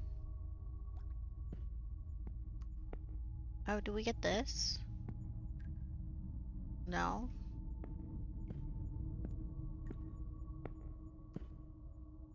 A place of hope and healing. May Ooh. 1922. This letter was written half a year before Elodie's murder. It's possible she was still a patient here at the time. Half a year before? They're just now throwing it away? In view of the escalating violence and incidents with this institution since the arrival of patient B3, we, the Signed, feel it is our duty to express the following concerns on behalf of the sanitary support staff. Patient B3 requires specialized care and strict oversight, necessitating immediate confinement in the isolation cell. Access to shared or public spaces should be allowed only under supervision of 2 attendants equipped with tranquilizing injectables. The recent incidents have underscored grave deficiencies in this institution's security measures, revealing its unpreparedness to house patients with such a high degree of aggression. We strongly urge the hospital administration to implement decisive measures without delay. Should our concerns remain unaddressed, we will compel to escalate this matter to National Asylum Workers Union, which has been made aware of our grievances. The nurses were genuinely concerned about the aggression of patient B03. Westland Asylum was a top place in its good old days. Modern electrotherapy applications. Humane care. Electric therapy. Humane. Oh my god.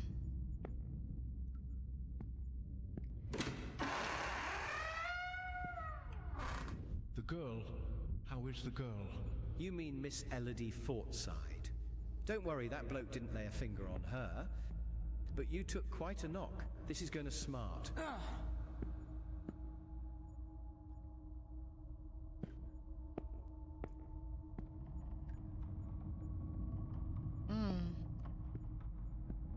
Someone got hurt. Visitors must obey the rules. Keep silent in the ward. Some basic rules. Do not disturb the quite patients. Necessary, I must say.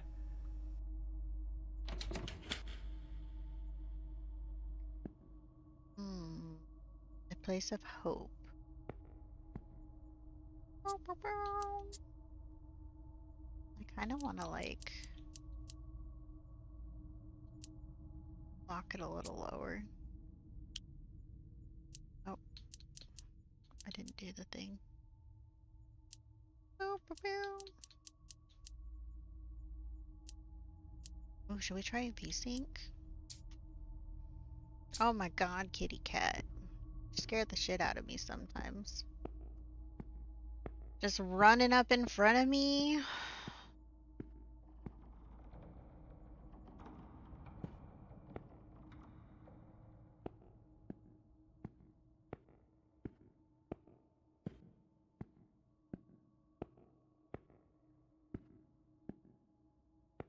Nothing there.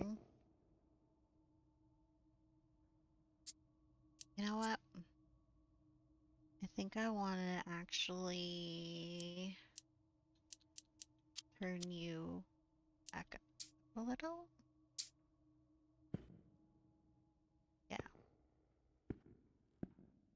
Okay, let's see about going into this office. Hello?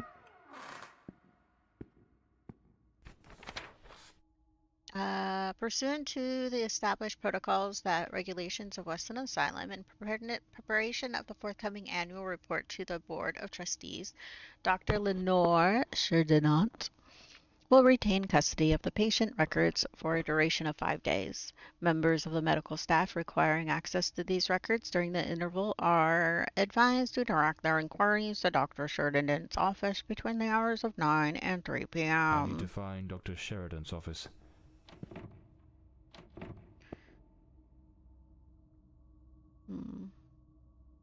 We opened those for some reason. We must formalize the admission of Miss Lady Fordside. I have her file here. That girl? What do you think of her? I don't quite know. She seems a good girl. I do hope she recovers soon. I know what Dr. Mulder thinks of her. Oh, don't be wicked. You cannot tell me you haven't noticed. Have you seen the way he looks at her? Shh, hush now. Someone's coming. That sounds gross. This file cabinet is now empty. It probably held all the records of the inpatients.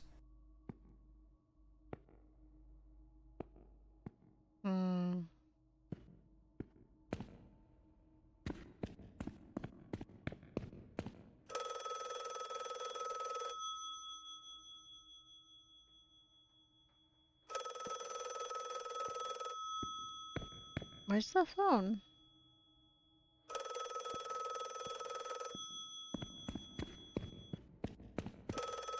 I can't tell where the phone's ringing from.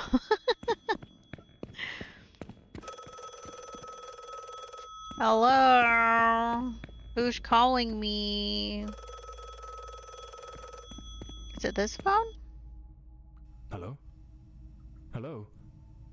Can you hear me? Mr. Morley, is that you? Lady Margaret? Mr. Morley, I'm so relieved to hear your voice. I've been trying to reach your office, but I couldn't get through to anyone. It's awfully late at night, Lady Margaret. And how on earth did you know I was at Westland Asylum? Well, I was already in bed, truth be told. But there was something on my mind. A vital detail I'd forgotten to mention. Mm-hmm. I called your office, searched for you at the mansion, and when I couldn't find you there, I assumed you might be investigating at the asylum. I see. Very resourceful of you. Now tell me, what is this detail of such importance? Oh yes, of course. I almost forgot. You see, the truth is, I'm afraid that you're not alone. What the devil does that mean? Hello? Lady Margaret? Is that all? You're not alone.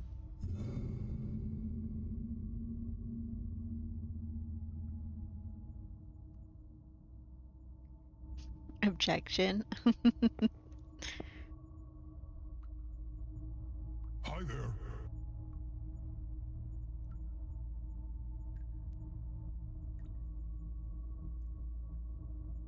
Are you making that pillow comfy, Charming?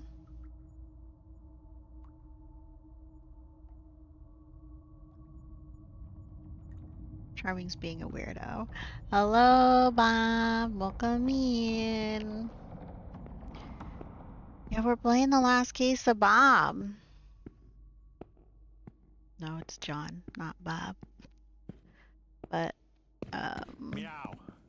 Meow, meow, meow, meow, meow. Meow, meow, meow, meow, meow. Meow. If his name was Bob, that'd be cool. We have too many Johns out there, honestly. There. Damn it. I've got a bad feeling about this. What's that up there?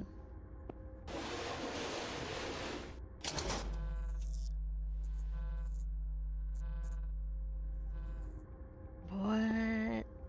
Did we just turn the elevator on?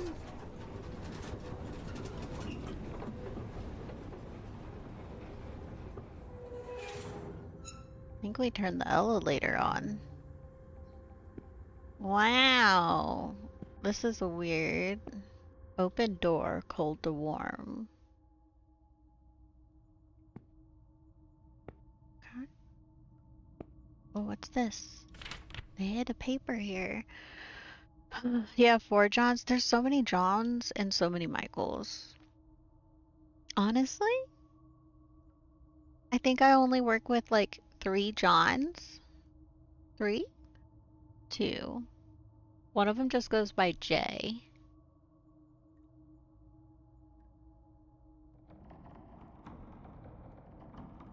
Yeah, I think there's like 3. But Michaels, we have like a lot. A lot.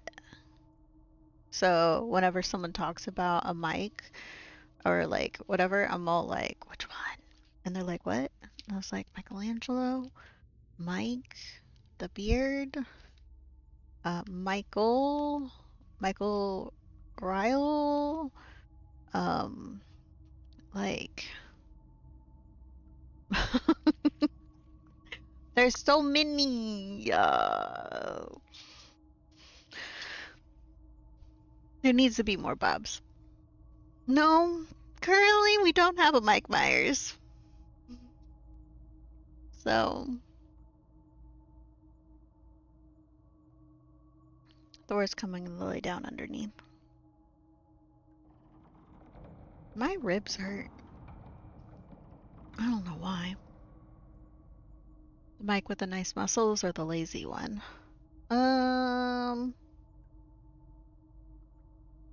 Actually, I don't think any of the Michaels are lazy.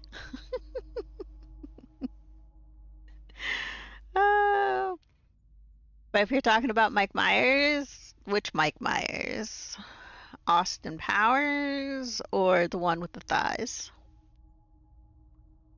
All I can think of is Mike Myers is DBD, and you can I believe the Michael Myers where he's in the hospital gown, and so you call it Milky Thighs Myers.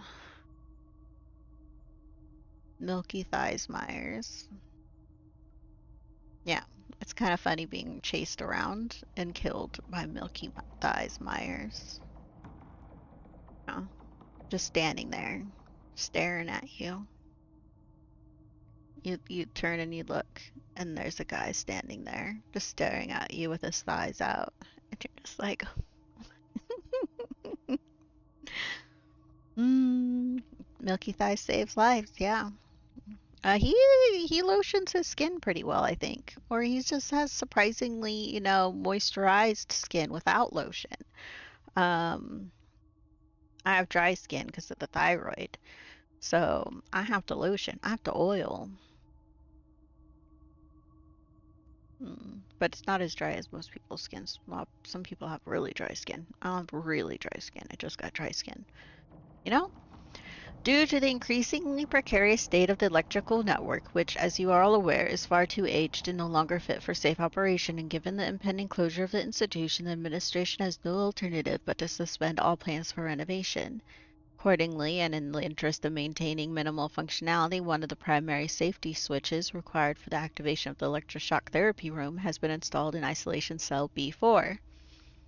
Effective immediately, cell B4 is to be decommissioned as a holding cell and repurposed as a maintenance storage room. Staff are to refrain from placing any patients therein and must ensure the room remains accessible to authorized personnel only. Okay. Awkward.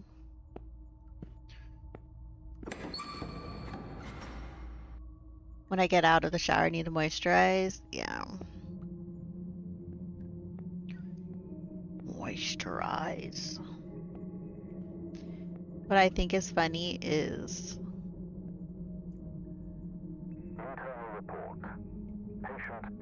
Hi, Melf. Welcome in. We're a detective today. The patient exhibits a disturbing duality. Episodes of unprovoked, nearly superhuman aggression, displaying raw, overwhelming physical force, and subsequent plunges into an eerie, profound apathy. His faculties appear suspended during these lulls, leaving him in a state of unnerving inertia. Do they just do their reports where the patient can hear them? Does he just stand here and hit record and talk?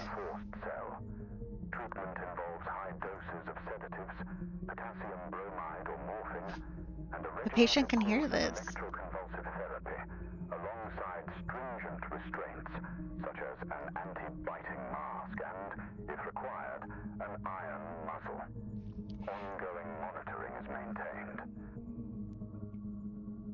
So in Doctor Who, one of the characters, her name is Cassandra, and she's nothing but skin. And she's always like, moisturize me, moisturize me. I don't know if you've seen that episode of Doctor Who.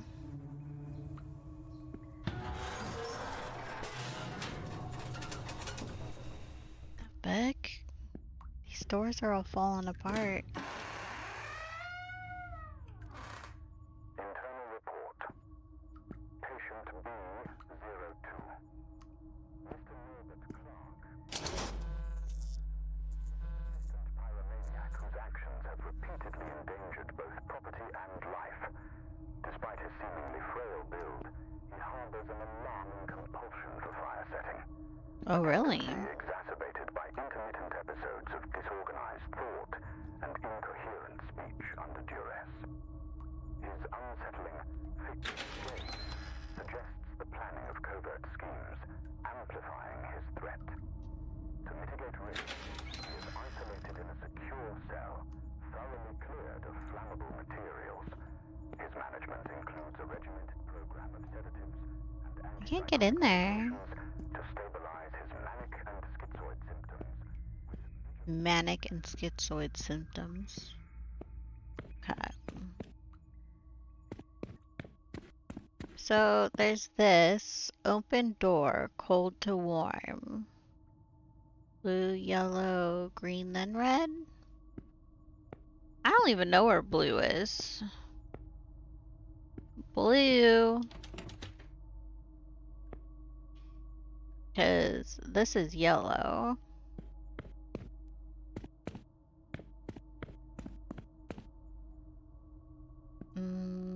We gotta find blue and green?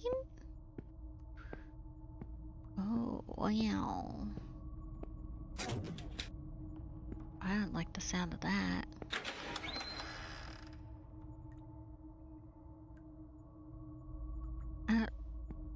What happened in here? I don't think I ever want to be in an asylum.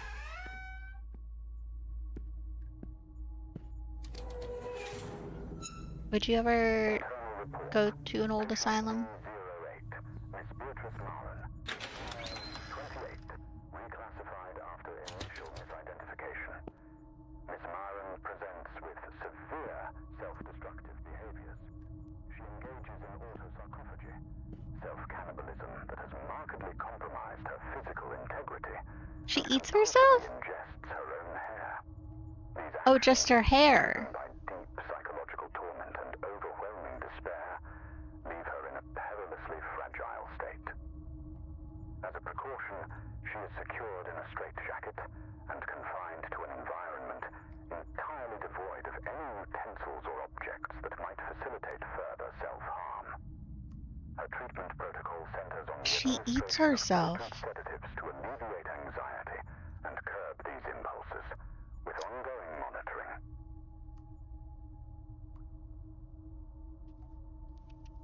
If I'm going to the nut house and then come with you, yeah, we can do a road trip. Why not?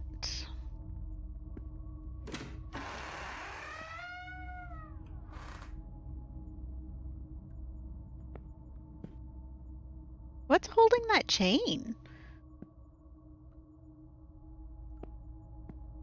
Well, we found blue.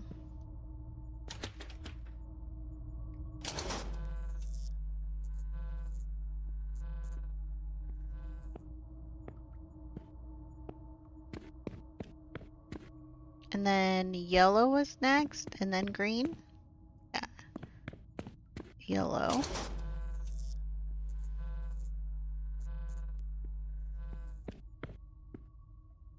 Now where's green?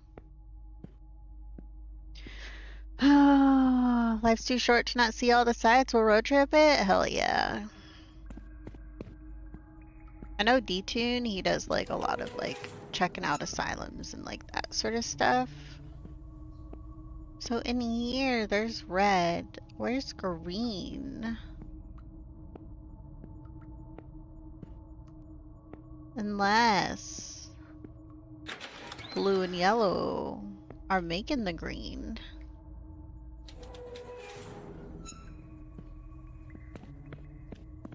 Oh, there it is. Green. And then red.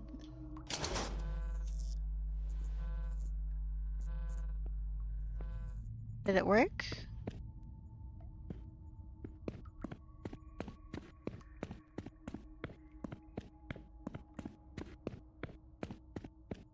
It says open door, cold to warm. In order?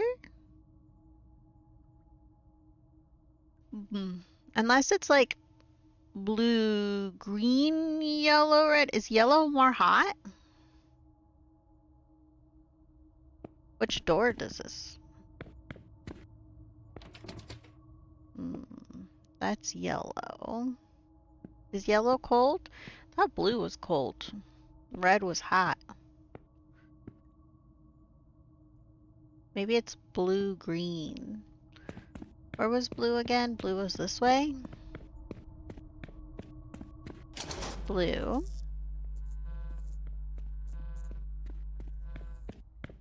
Green.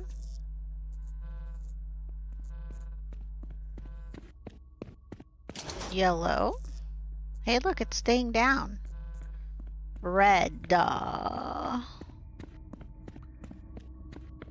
I don't really keep track of all the weird places out there. All the different, like, asylum types.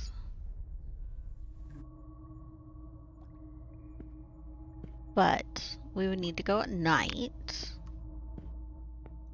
with no flashlights. This room Just gives me the saying. shivers.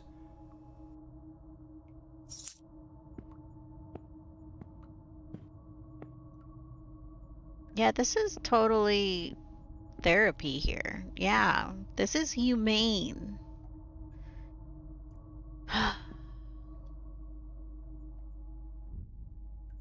Transfer patient B3 to area M. Okay.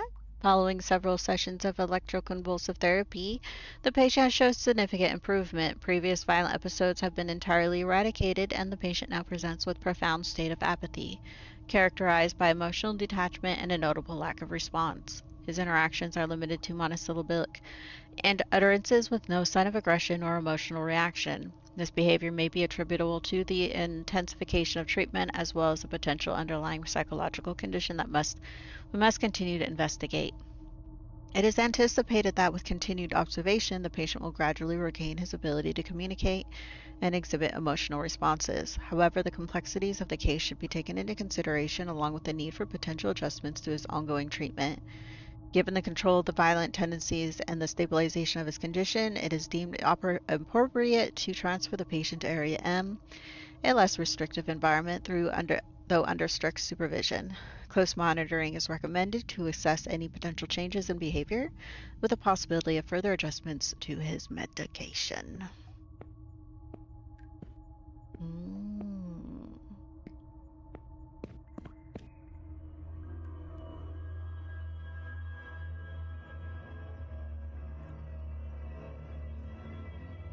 Did you want to run from him? I need to hide. Quickly. How about in here? How about in here? There, we closed it. I can't hear it. Could it be gone? Possibly. Do a check.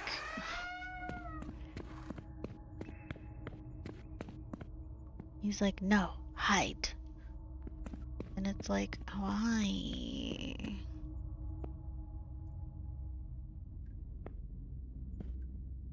What other doors did we need to go into in here?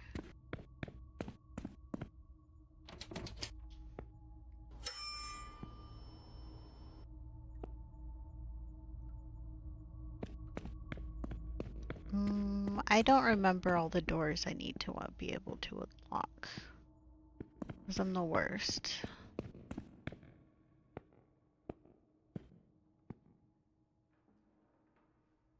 I don't remember getting a code. Oh, hell yeah. We're in.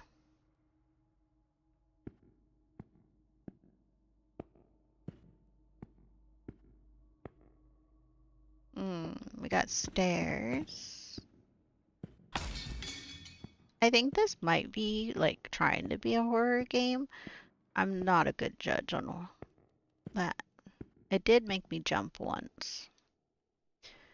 Matthew Garbray. Matthew. Actually, I don't think I'm currently working with a Matt. A cigarette case, with a bit of tobacco still inside. Clean water, an apple, I know lots of Matts, but bread, I don't think I'm currently working with one. Still fresh. A maintenance uniform, oddly well prepared. Dude, Not if a we speck of dust on it. If we put that on, if anyone like sees someone's us, been they'll coming think we're through just maintenance. Perhaps this is what Lady Margaret meant in her call. Or was she trying to warn me about something else? Maybe.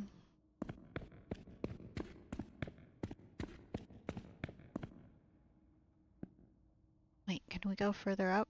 Looks like we can. I kind of want to check. Whee! Let me in. Wait. Is this just like a little landing?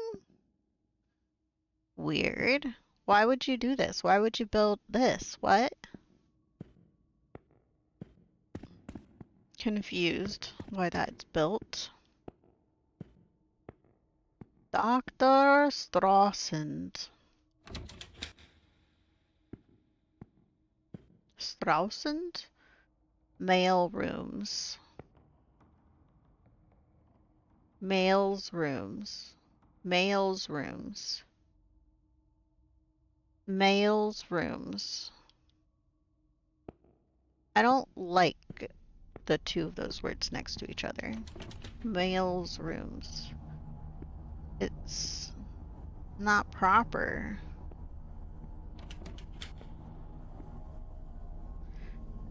What's with all these locked doors?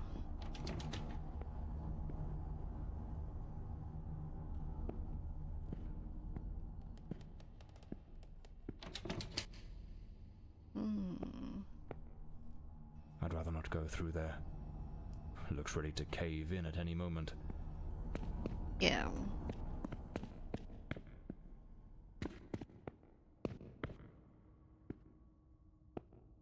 I wonder if, like, I should have written down, like, patient numbers or something. Because, like, what do you mean there's code? Whoa, this one's missing a whole thing.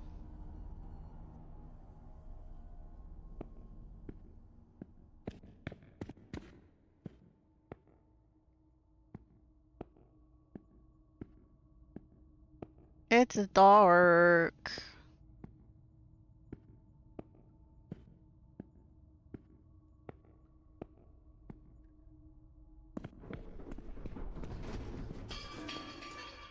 I'm knocking shit over. Wheel.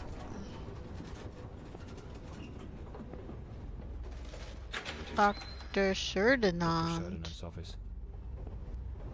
This is where I'll find Elodie and Walter's records. Wait. No, it can't be. There he is, in the photo. Dr. Ferdinand in the center, and right next to him, it's him. Book. The man with the knife. That wild mane, that unkempt beard, it's unmistakable. But what's he doing here? And he's holding a book. I need to get to the library. Gotta read that book. Record. Patient at the sanatorium. Ooh. Was here for a year? Patient registration number 2546.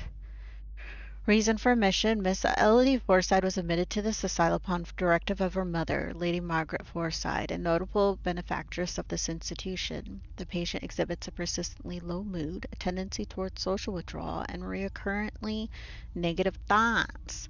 Lady Fordside expressed concern over the risk of patient engaging in self-harming behavior. Preliminary observation: during the initial evaluation, the patient displayed a withdrawal posture. The lady responds, why am I yawning? Inconsistent avoidance of eye contact. She reported feeling trapped in a constant state of oppression and described a persistent sense of unease, though she refrained from providing further detail. Her condition necessitates close observation and a progressive therapeutic approach to monitor and assess any changes. Hereby, the admission of Miss Fordside to our institution is formally recorded. A detailed follow-up of her progress shall be maintained.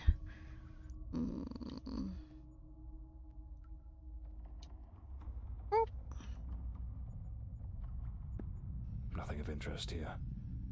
Strange. Mail time. His record was easy to find, but there's no sign of anything related to Walter Brandon. Something doesn't add up. Here's the mail. It never fails. It brings a smile. Yeah. What is it? Here's the mail. It never fails. Why can't I remember the rest? Oh my god. I used to sing it all the time. Mail time. First and foremost, I must acknowledge the commendable results you have achieved with recreational reading therapy. It is evident that the escapism and the avenues offered by literary fiction has contributed significantly to alleviating the anxieties of our patients. However, I regret to inform you that one of your patients, Miss Elodie, will no longer participate in your reading sessions, given that she is the daughter of the esteemed Miss Margaret. I deem it unsuitable for her to associate with certain individuals whose questionable moral standings may have adverse effects on the delicate mind of the young lady. It is best that she be kept apart from such influences. Therefore, I am relieving you of any responsibility for her care. Now she'll take over the management of Miss Lady Forsyde's treatment from this day forward. I have already communicated this decision to her mother. I trust you will understand the necessities of this change. Dr. Mulder. I do believe Mulder was the doctor that the nurses were talking about that looked at Miss Elodie weird and gross. Questionable morality. Don't make me laugh. Frederick, what truly eats away at you is the fear that those bad influences might actually be too good for her. What is you truly aspire to? A seat among the nobility, perhaps? You're a pathetic hypocrite, consumed by your own ego.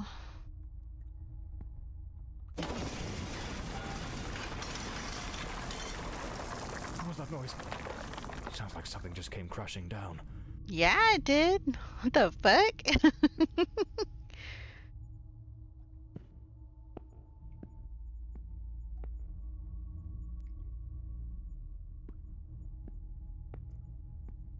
I literally had no idea, though, where it came from.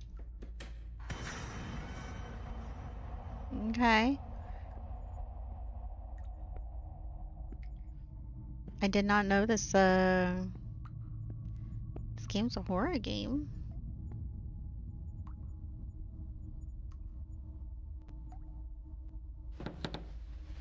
We're not climbing this, are we?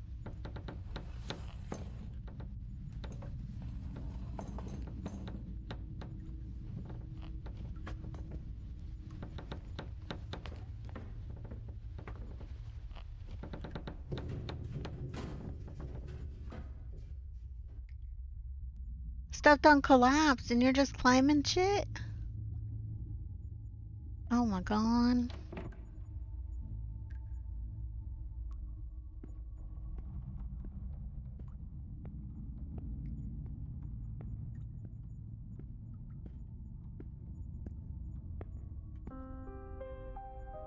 Okay. I'll let you stand there.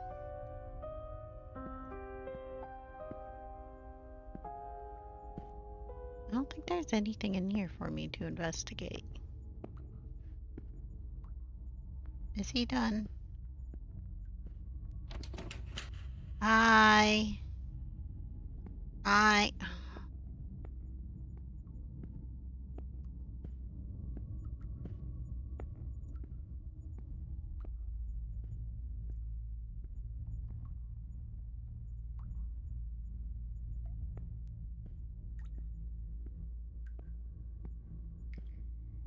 The surgery wing, maybe? The books you requested are now available in the archive. You may pick them up at your convenience. Here's the entry code.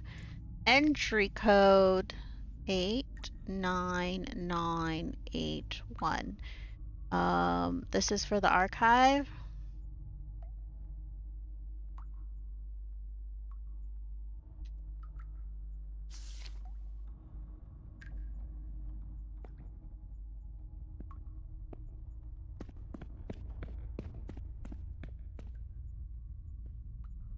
Man, we can't move that door out of our way.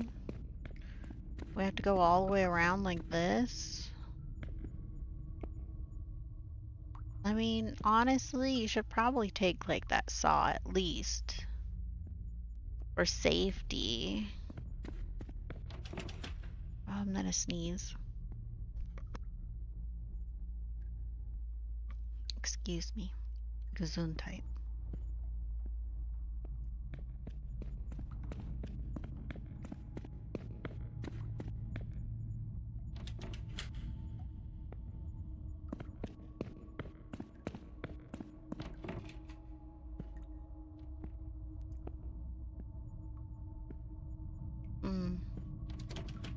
Impossible. Locked. locked as well.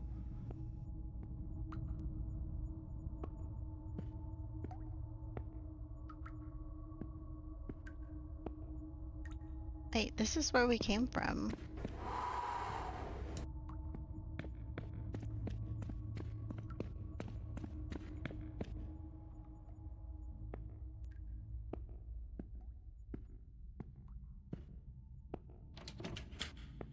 It's Still locked. locked. Without the key, I won't be able to access the upper floors. Well, we got the archive one. 8, 9, 9, 8, 1.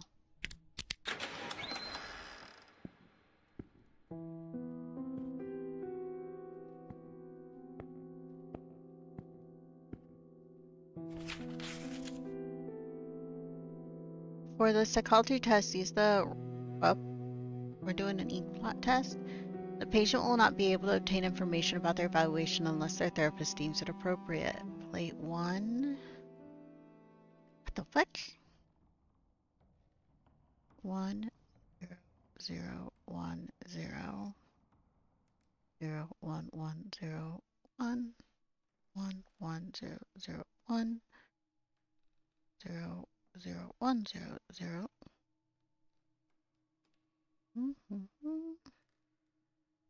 1, 1, 0, 1, 1.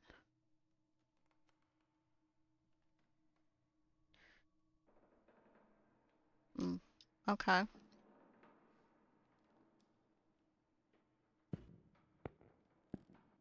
Key box.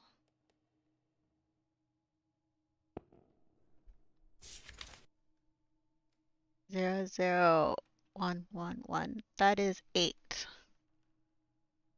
You a robot? Today's code, open the key box. The moth. Today's code is the moth. Number 4. 0, 0, 1, 0, 0.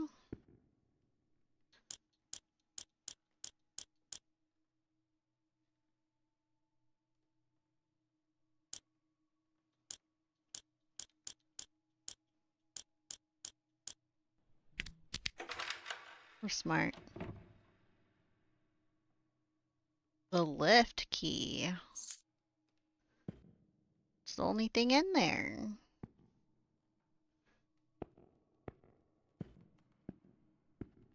Cool. We can go ride the elevator. We got the elevator.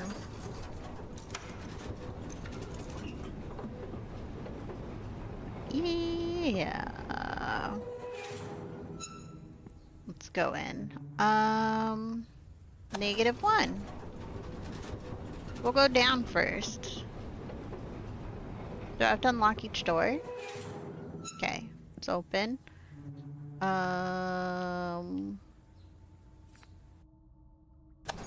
Floor 1. We're just opening everything. Dude, this is the safety of this? Like...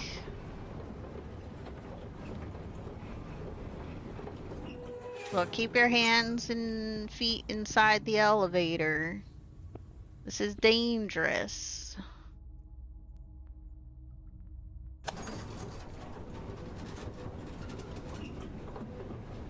Oh, I already forgot where we parked. I know we left our lights on, though. The lights are on.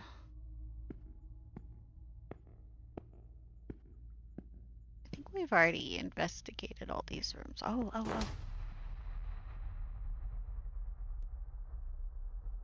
Okay. Someone's art therapy room. Do you like how it tried to scare us?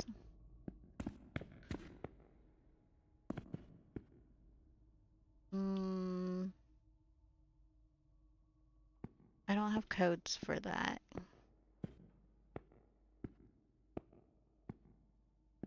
Here's the mail it, never fail. It makes me wanna wag my tail. That's how it goes. Patient recording, Lady Fordside, February 3rd, 1922. Daily record number 23. Let us begin. How are you feeling today, Miss Fordside? I feel well. Elodie, we have discussed this before. If you do not tell me how you truly feel, we will make no progress. I feel a little sad, perhaps. I am alone here. I miss my mother and having company. So much time with nothing to do makes me think of things I do not wish to think of. I see. Listen, Elodie. Oh, wow. I believe you are looking at this the wrong He's getting way. so close. If You recommend remember the Blue's Clues lyrics and then the achievement unlock sound played. I did! you were to focus on possibilities, your outlook would change entirely. A young, beautiful woman such as yourself should look to the future with excitement. Think of all the adventures that lie ahead. Your family, your career as a painter. Perhaps even finding a man of good standing. One who could protect you from your demons. A man? Tell me, Elodie, is there no man who stirs your heart? What in God's name do you think you're doing? Miss Fordside, you may go. We shall continue later. Very well. Have you lost your mind? Where is your professionalism? Do not presume to judge I my love fruit efforts with your roll-ups. oh-so All of righteous fruit roll-ups. reading therapy. Any mashed fruit in a flat form is delicious. Patient Dr. Mulder, and she is mentally unwell. Listen, Ferdinand, stay out of my affairs, and I shall stay out of yours. Or have you forgotten which one of us is the director of this institution? I like it when they mash the fruit into flat If I ever things, witness such a scene again, and I can enjoy it. remain silent. Damn fool. Dumb fool.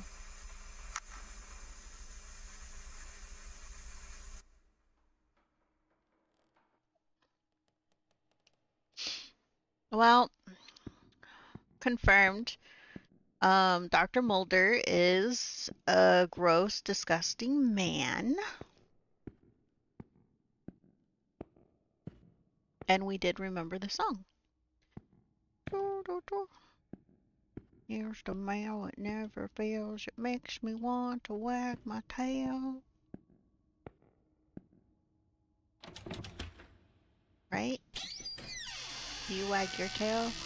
Ooh, the library.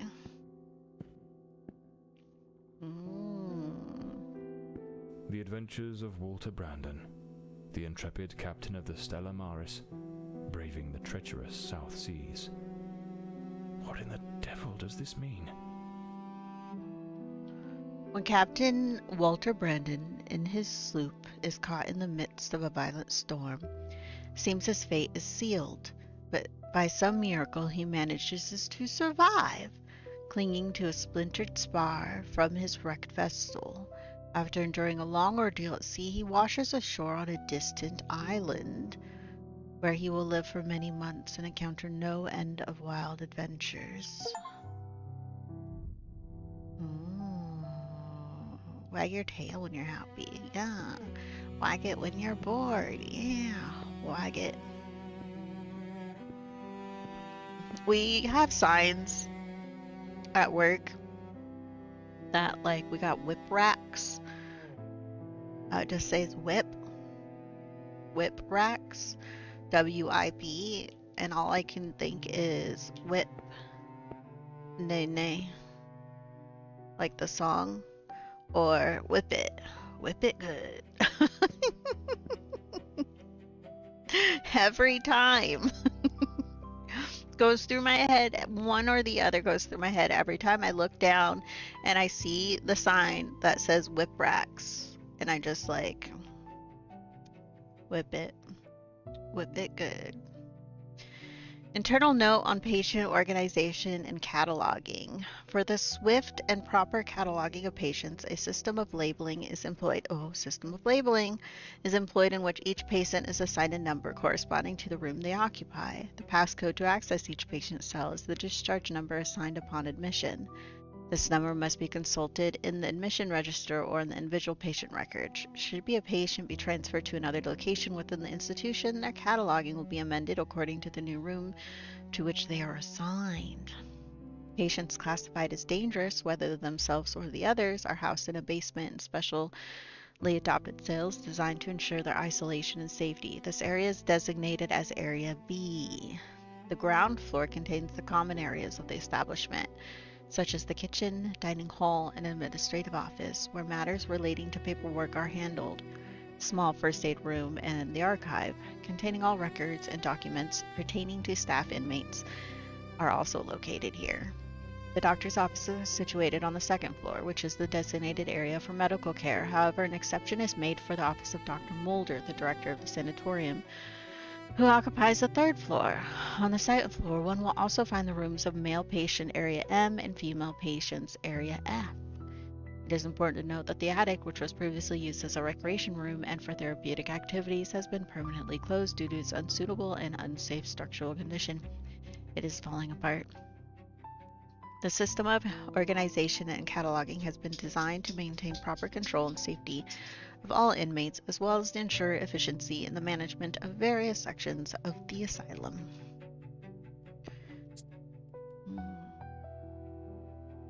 Oh. We have almost everyone unlocked. Oh, the knife man. I'm sorry, but he looks like him. Like a coat on. He also looks like the guy on the front of that book.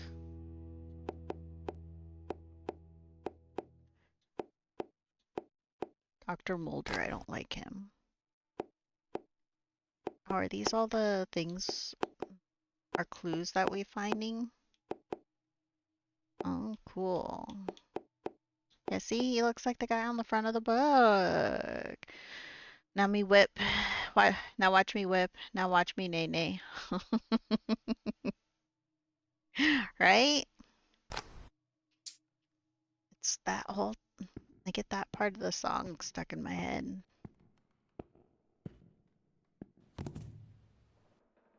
In the shadows of forgotten myth lies the story of Psyche, the soul herself, driven by a longing to reunite with her lost love. Cupid, also known as Eros, god of love, desire, and irresistible attraction. Her path leads downward into the depths of the underworld. There she must retrieve a golden box, said to contain a trace of Persephone's beauty. Persephone, goddess of spring and fertility, and yet also the somber queen of the dead. But Psyche is warned, do not open the box. Still, hope is a dangerous thing.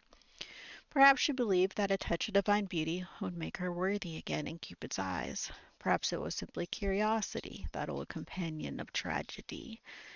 She opened the box. But there is no beauty inside, only darkness. A deathly sleep seeps out, wrapping her in silence. Her body falls still, suspended between life and death. And so she enters the hidden kingdom, the realm of madness. Well, there she goes, opening the box.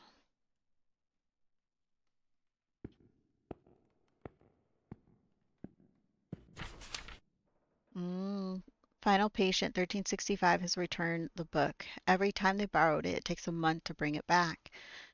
When it's not him, it's that girl. I can't even imagine how many times they've read it. But there are other patients who also requested it, and I've made the decision to take it off the shelf and place it under the custody of the one who opened the golden box. If you only ask for it, it will be there. Under the one who opened the golden box?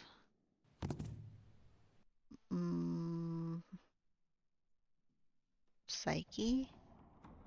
Psych? Womp, womp, womp. Womp. Womp, womp. Womp, womp, womp, womp. History. Biography. Oh, we've already, like, looked at it. Alone. Patient 1365.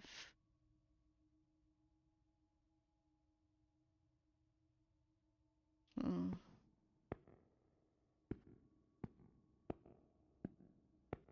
Where was it originally?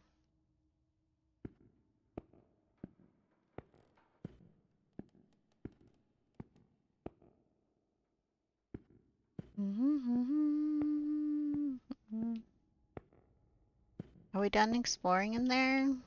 Dr. Moeller. Ah, shit. I don't know your code. Let me in.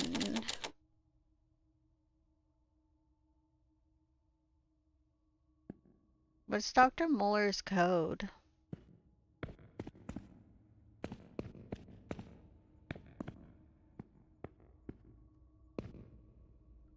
We need codes. Give me codes.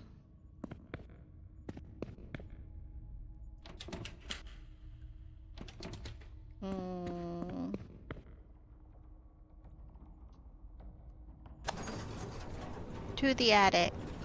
Hands and feet inside.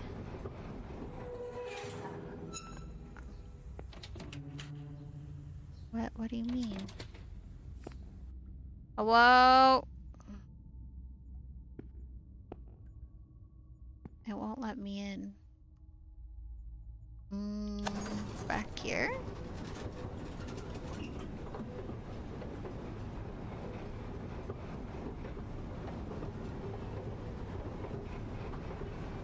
I think the one doctor, though, there's Moeller and Mulder. Right? Dr. Sheridan.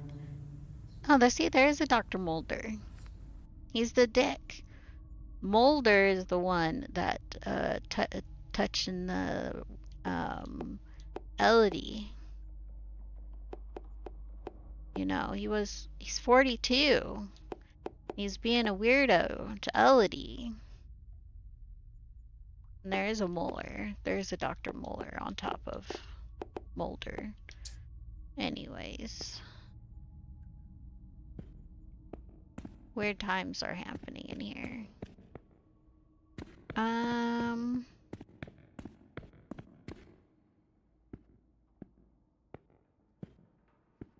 This one only has like 4. I do have a code that's 2...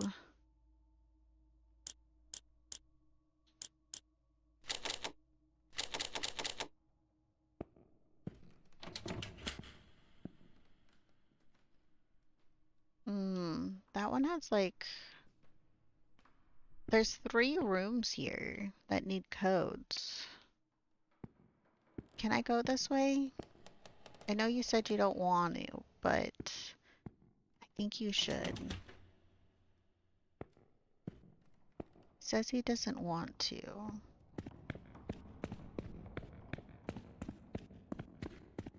This place is very dangerous. I think we fully investigated this guy's office. Patient registration number 2546. 2546 is Elodie. That's the code I used.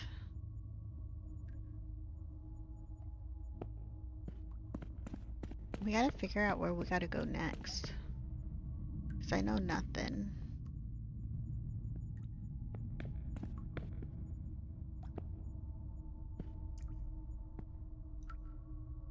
Purity?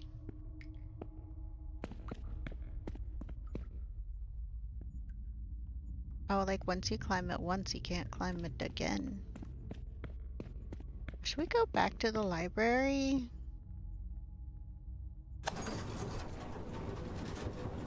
Maybe there was something on that book?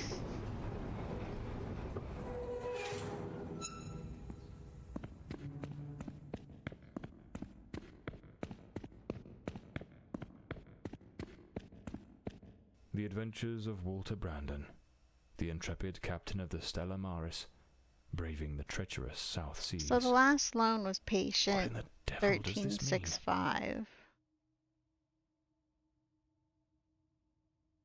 1365. Last patient was 1365. Oh, it's saying we've unlocked another clue. I wrote that down now. Boop. Can I open the box though? Someone give me a box to open.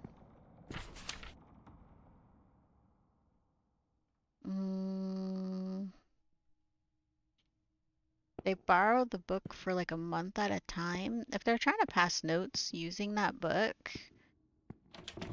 their notes, they're not passing it like very fast.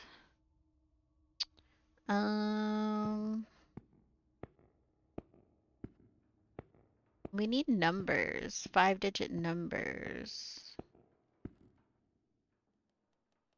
We've already listened to that. I mean, we could probably hit play again. No.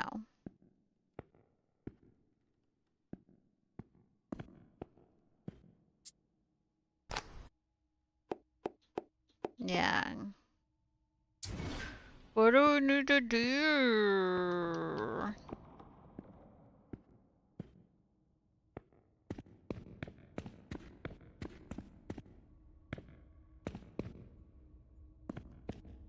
I can't go through there. Oh no, did I get stuck? Oh shit. Oh shit, we got stuck. Oh no, oh no, oh no. And we can't jump. Fuck. Dude. Eldrinox, we got stuck.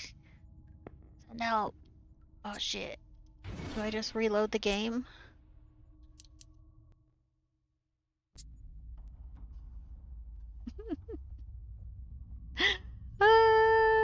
It's fine.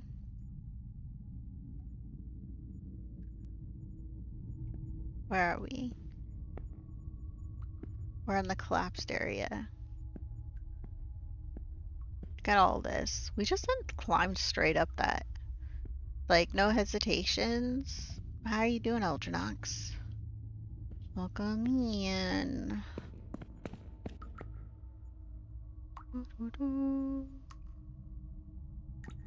Like this. 89981, which we wrote that down. That's like the getting into the archive. We're now trying to figure out where else we need to go up in here. Look at him. Look, he's just standing there. See you, sir.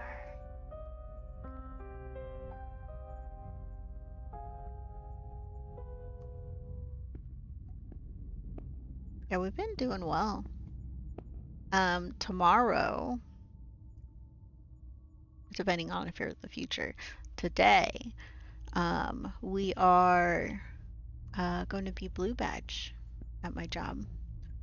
So I'm going from contract to direct, and I will be getting a raise. I'll be going up to $35 an hour. Just a little $35 an hour. More money for games.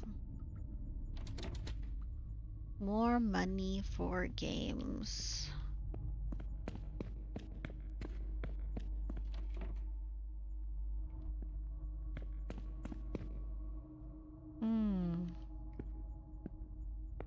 Is there anything under here? We're a detective. We're fully investigating. I know, it's totally awesome. It's like, hell yeah. Dance. Woo woo woo. Impossible. Locked as well. We've already come in through. This is where we came in through. That is all collapsed. Ooh, someone's hand. Handprint. Someone injured must have leaned against this wall.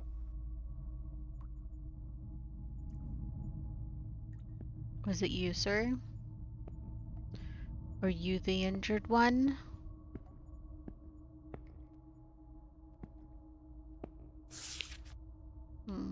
we've already read that. We've already been in Noir.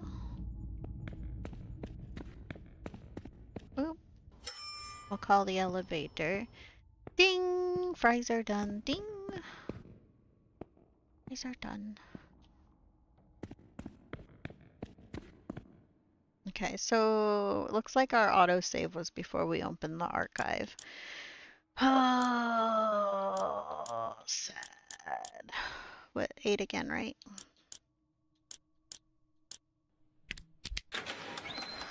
Yeah, we were here. It says moth. So the clue is moth, which is that, which we've already written down the Morse code of it. So 0, 0, 1, 0, 0. The key box, and it has literally one key in it. And only 4 like lists in there.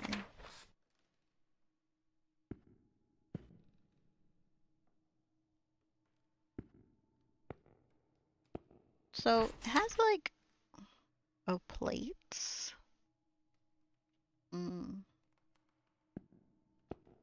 Wait, we never opened that.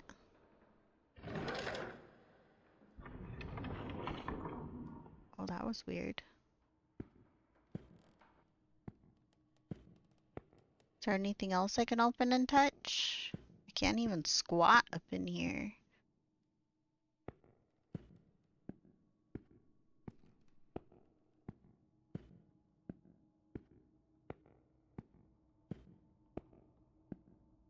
This is where they were talking about Dr. Mulder being a weirdo. Which we do agree. There's mail like everywhere.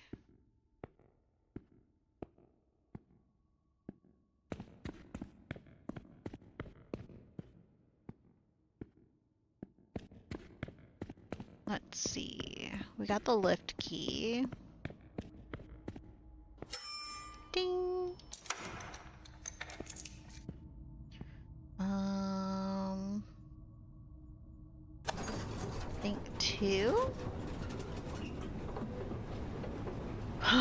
We're getting hungry.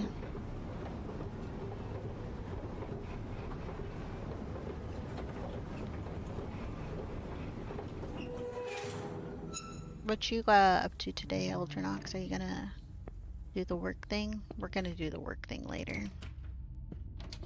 We're gonna do the work thing. We gotta be careful in this room. You get stuck over there. I did not like that.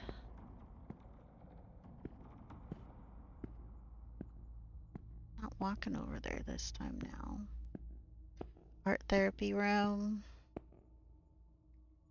Merry Christmas from your friend at Kevin Train?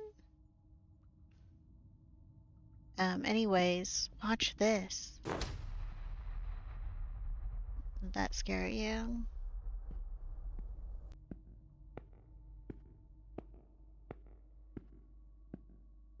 Those buckets, we just watched them populate in. Dr. Moeller, let me into your office.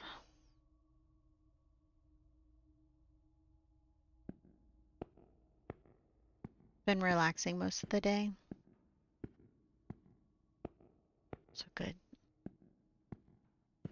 Reading and watching any good shows? Or has it been like meh? We've already listened to this. Patient recording, Lady Fordside, February 3rd, 1922. Daily record number 23. This was gross. Oh, I think I know what I want. How are you feeling today? Cottage cheese with pineapple. I feel well. Elodie, we have discussed this before. If you do not tell me how you truly feel, we will make no progress. You're watching Supernatural? I made it up to the Leviathan stuff and I hated it. And then I stopped watching. Time with nothing to do makes me think of things I do not wish to think of. I see. I don't know why I hated the Leviathan stuff. Like it literally had me like just stopping watching. Instead of dwelling on what you call dark thoughts, you were to focus on possibilities. Your outlook would change entirely. A young, beautiful woman such as yourself should look to the future with excitement. Think of all the adventures that lie ahead. Your family, your career as a painter. Perhaps even finding a man of good standing. One who could protect you from your demons. A man? Tell me, Elodie, is there no man who stirs your heart? What in God's name do you think you're doing? Miss Fordside, you may go. We shall continue later. No man, any man who stirs your heart. Where is your professionalism? Do not presume to judge my methods with your oh-so-righteous reading therapy. Methods? The entire hospital is whispering about you. She is a patient, Dr. Mulder, and she is mentally unwell. Listen, Ferdinand, stay out of my affairs, and I shall stay out of yours. Or have you forgotten which one of us is the director of this institution? Do as you please, but if I ever witness such a scene again, I will not remain silent. I will not remain silent. Damn fool.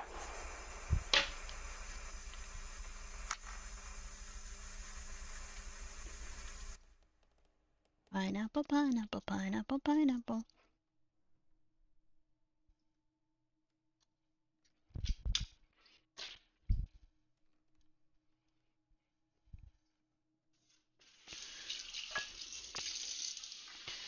Boop, boop, boop, boop.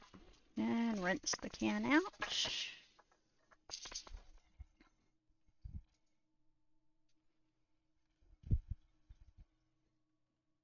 Coming.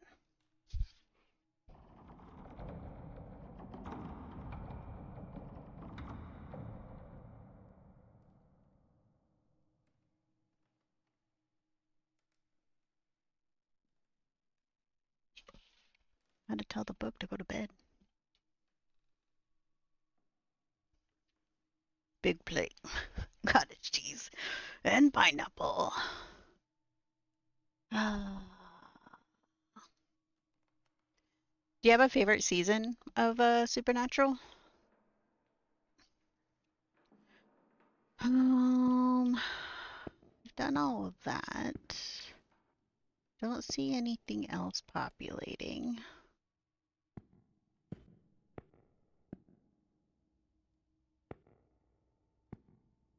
Nothing there.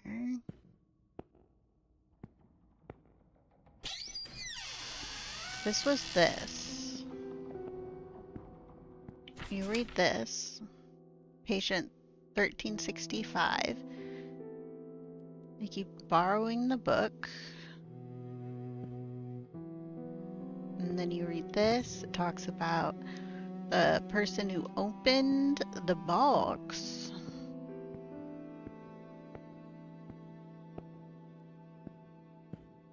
And then you talk about this is the patients, their the passcode to access each patient's cell is the discharge number assigned upon admission.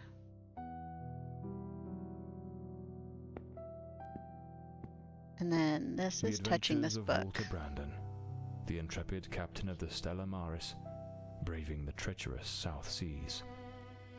What in the devil does this mean?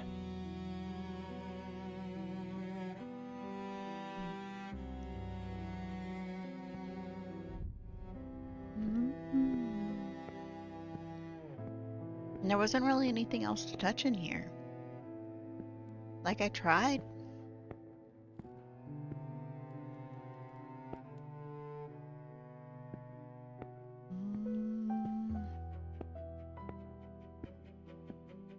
Someone's wheelchair.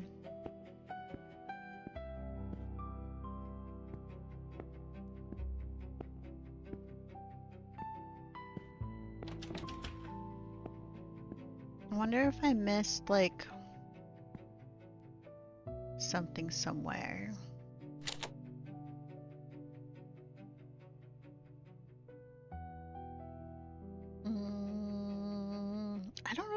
other numbers written down. Unless I want to try like patient numbers. 1365. Would it be 13 6? No. I don't have a number to be in Dr. Muller's office.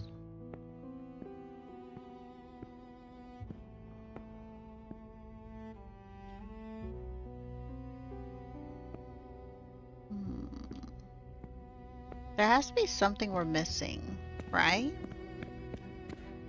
Oh.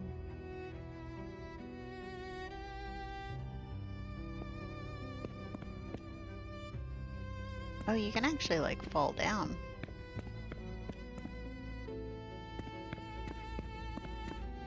Let's see. This is Sheridan's office. This is where we learn, what's his face? I feel like he's holding a different book, though.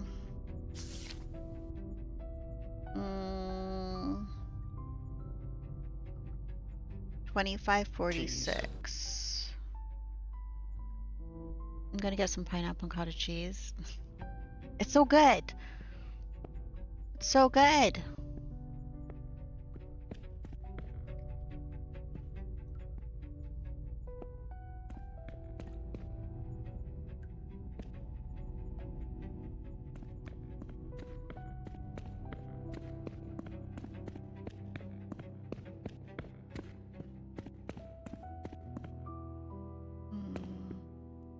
And then these.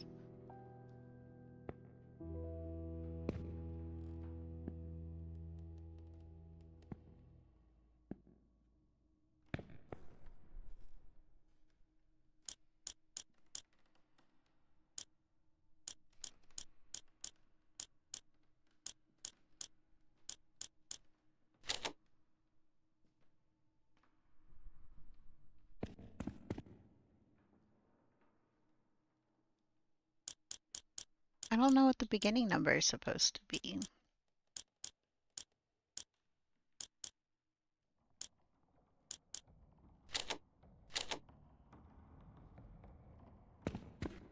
And these are all the mail rooms.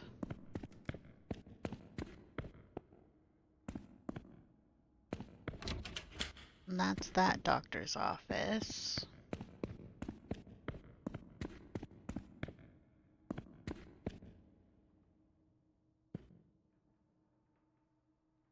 Did I miss something in here?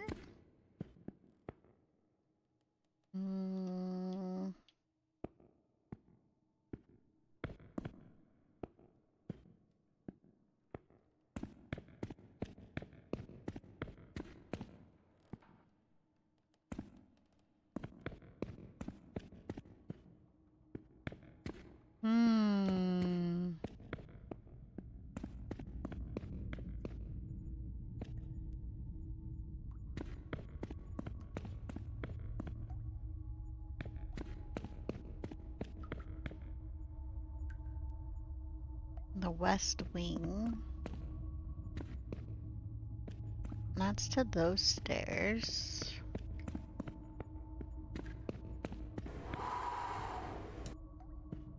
I think it's funny that when you're like right there, it makes a noise.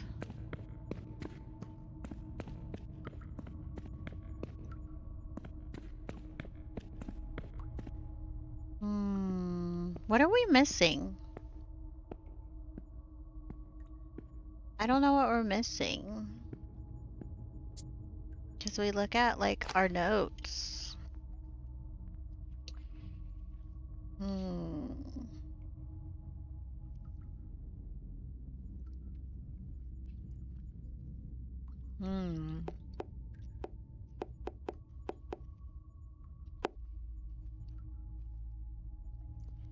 She was admitted because of dark thoughts.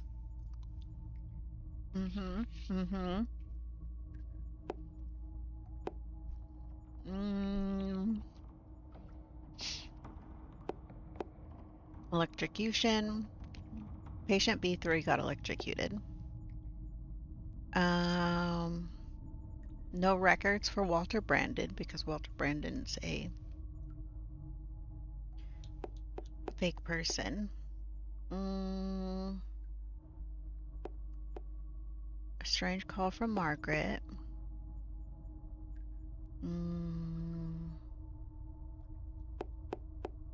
And then Walter Brandon. Last recorded patient was 1365.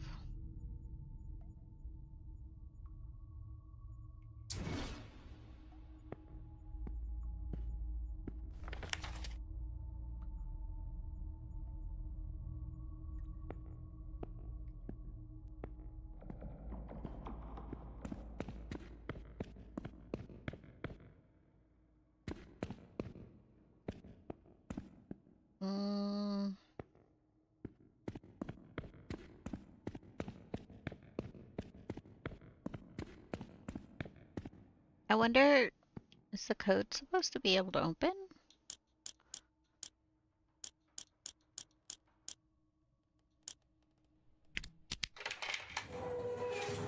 It did open this one. Oh, it's a ship. A ship's old helm, tied to the bed, as if it were the quarterdeck of a vessel. The room's gross.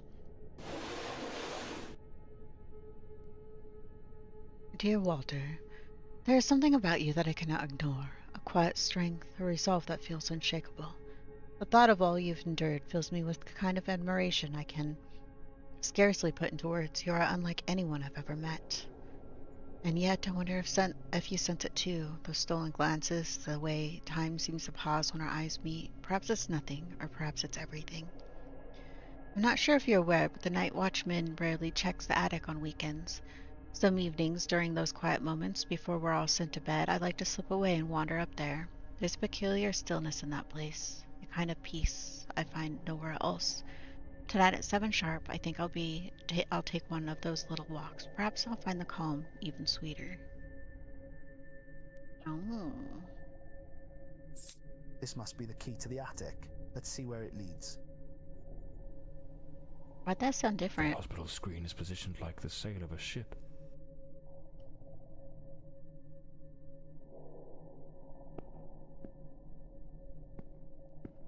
Stella Maris. That was the name of the ship captained by Walter Brandon. This room is the room of a madman. The entire space is arranged as if it were the deck of a ship. Did that man truly come to believe he was a character in an adventure book? Yes.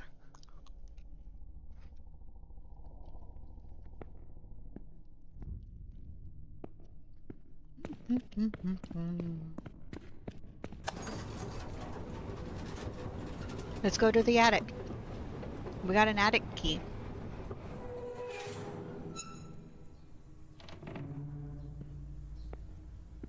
Boop. Here we go.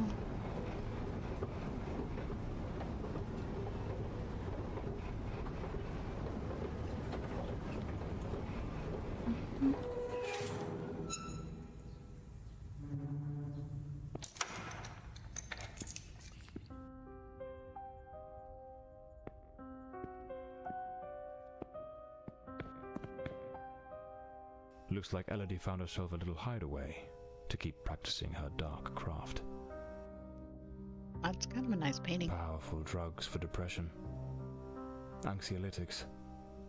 The girl improved, but it seems the doctors were baffled by her mind. Elodie found painting, and with it, a way to spill the shadows that crawled through her mind.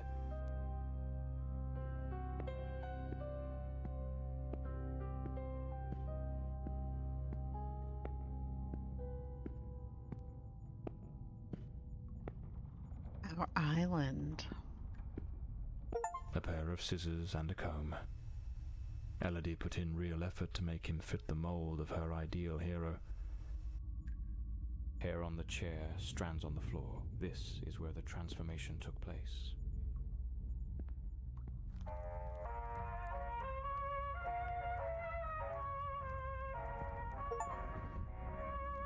She remade patient 1365 in the image of her most secret longings.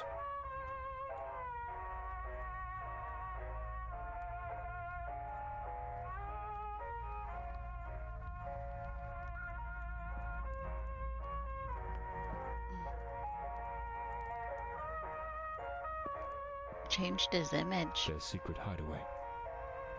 Like two reckless teenagers, they started a romance, hidden from the prying eyes of doctors and nurses.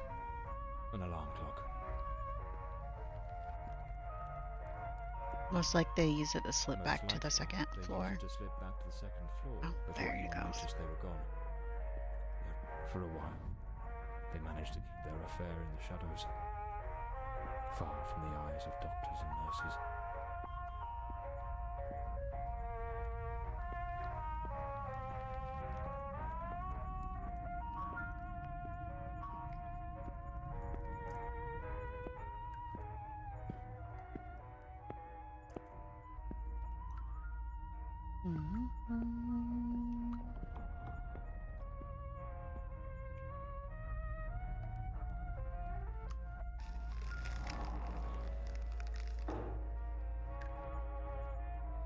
Okay. This is the female ward now? Oh, The hers room looks... has been decorated to resemble some sort of island in the South Seas. Of course, I should have guessed. She pulled him into her world. Elodie created Walter Brandon. A draft letter, scratched out and full of corrections. Is it? Do not worry. Everything is in place. I know it won't be easy, but it is crucial that you take the first step. Once they grant you your discharge, everything will change. I'll be ready to follow you the moment you are out in a safe place, far from here. When you speak with the doctors, I want you to repeat the words I've told you with conviction, as though they're the only thing that matters. The shadow is gone. It has vanished. You are now fully yourself once more. Tell them you regret everything that happened, that you cannot understand how you acted in such a way. Speak of how you have found peace in a reading, and you now wish to live more serenely with purpose. Make them see that the shadows no longer exist, that the darkness has completely faded. They must believe you are free. I know this is not entirely true, but I'm certain that with effort you can control the shadow. You must do it for us, for what lies ahead. They do not see you as you are. They only see you as a mere piece of their game. We shall show them that they have no control over our fate. Once you are free, I shall request my discharge as well. My place will be with you, and together we shall make our way to the Bloomsbury Manor. I love you, and I know that as soon as we will be free, this will all be behind us, and everything we've dreamed of will begin to come true. She goaded him into leaving the sanatorium. That man was desperately ill. But Elodie's selfishness outweighed what little sense she had. She pushed him too far.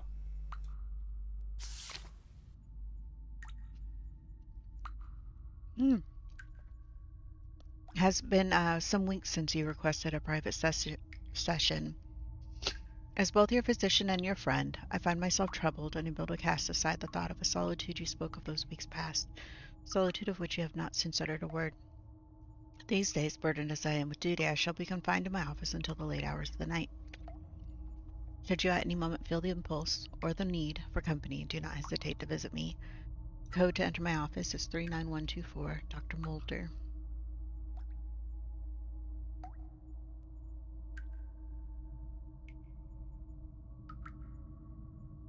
This letter.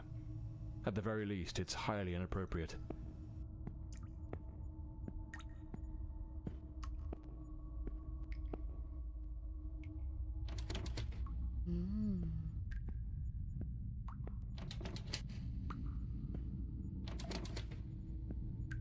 Okay, I guess we go back up.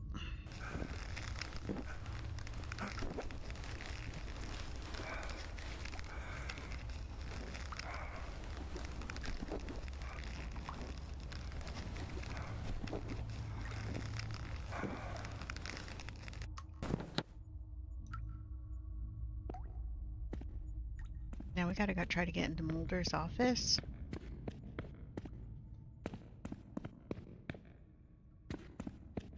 don't think there's any other way to go around here, is there? Mm-mm.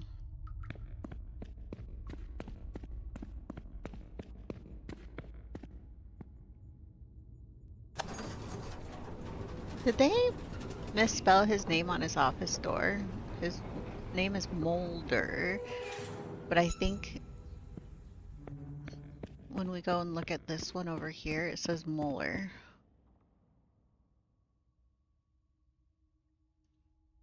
I think they misspelt it. I think that's their way of being like, dude's a dick. And then every time he goes to get it like remade.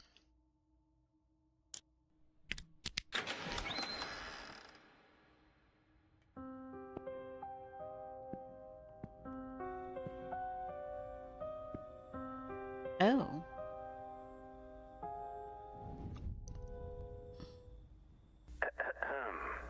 Patient number 1365 returns after an absence of 4 months. He's in a state of utter disorientation, perspiration pouring off him, and good heavens, there's a severe wound to the skull. His clothes and hands are covered in blood, and it doesn't appear to be his own. He cannot recall his name, nor anything that's happened during these past months. Seems to have found his way back here more by some strange instinct than by memory itself. The personality once known as Walter has vanished entirely, as has the entity we refer to as the Shadow. Though, given his nature, I cannot say with certainty it isn't still lurking beneath the surface. Is Dr. Morley Walter? We've treated cases of dissociative identity before, but never one such as this. His appearance, his voice, even his build and weight change quite drastically. Now he looks frail, gaunt, empty, as though there's nothing inside, as though he were but an empty shell, waiting to be occupied. His condition calls for far stricter supervision. This institution is no longer equipped to care for him. I am ordering his immediate transfer to St. Dymphna Hospital. Dr. Former, a specialist in matters such as this, will take him under his care. As I near the end of my tenure as director, I must see this case brought to a decisive close. The blood upon his hands, the emptiness in his eyes, all point to an act of the gravest kind. One his mind appears to have erased entirely. God help us, if the Shadow should ever wake again.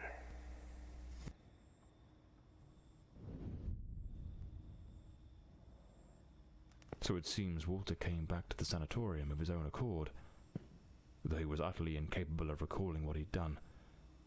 They moved him to St. Dymphna's Hospital. Could he still be there after 20 years? What became of him? I'll have to follow this lead. The visit to the old sanatorium had left more questions than answers. The pieces didn't fit scattered. Fragments of a puzzle missing its center. That one elusive detail, the thread that could unravel everything, remained just out of reach. Perhaps the modern hospital held the final clue. The last chance to shed light on the mystery still shrouding the death of Lady Fordside.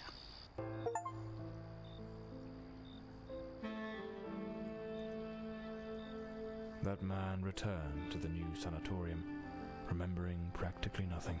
Maybe it was the wound Lady Margaret left him. Or maybe his mind shattered and never came back after what happened that night. As for me, I was hired to find the one who killed Lady Fordside, and my intuition told me they were still there, in the depths of St. Dymphna. I sensed that the end of the road was waiting for me in that place.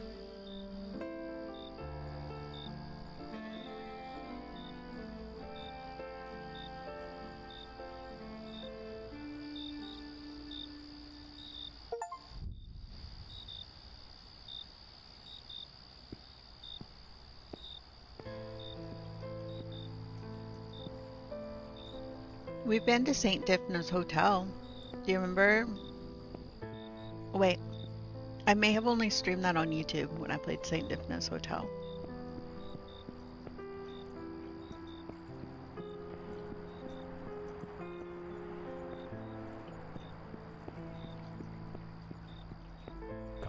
I'll saunter in through the front door as if nothing's amiss. I'll need to find another way in.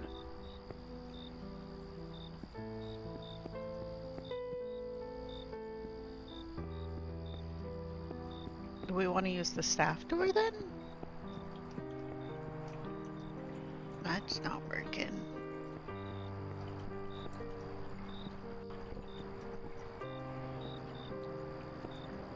What the hell is going on over here?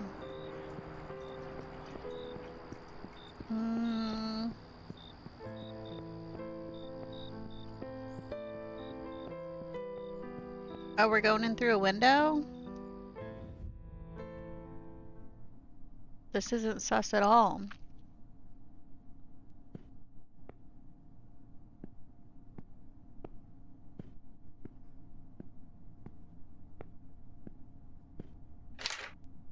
It's locked.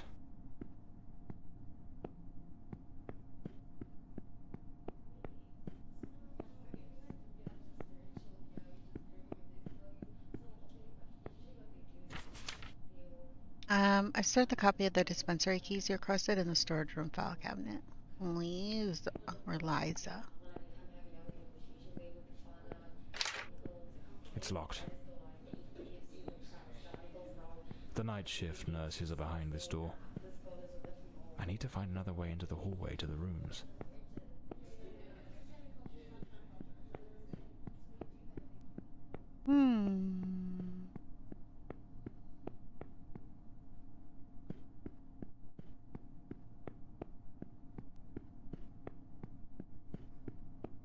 Wait. There's not many places to go.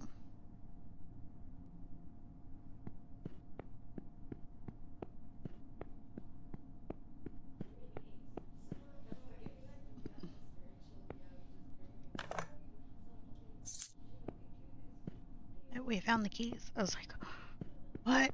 We found keys. We just needed keys.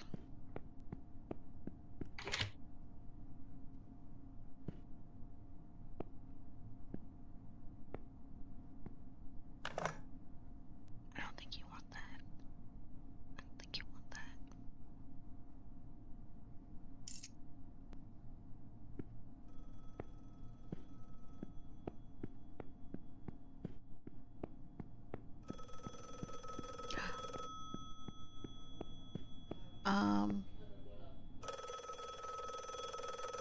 Murder Cafe?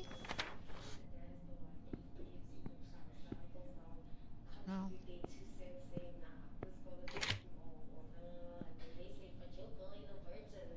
I can't understand.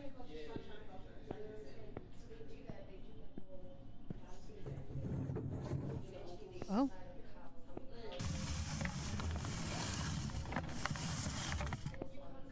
Yeah, cool. I would have been worried that it would like make draggy noises.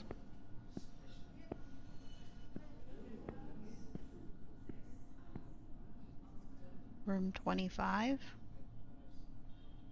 Wait, isn't this our room?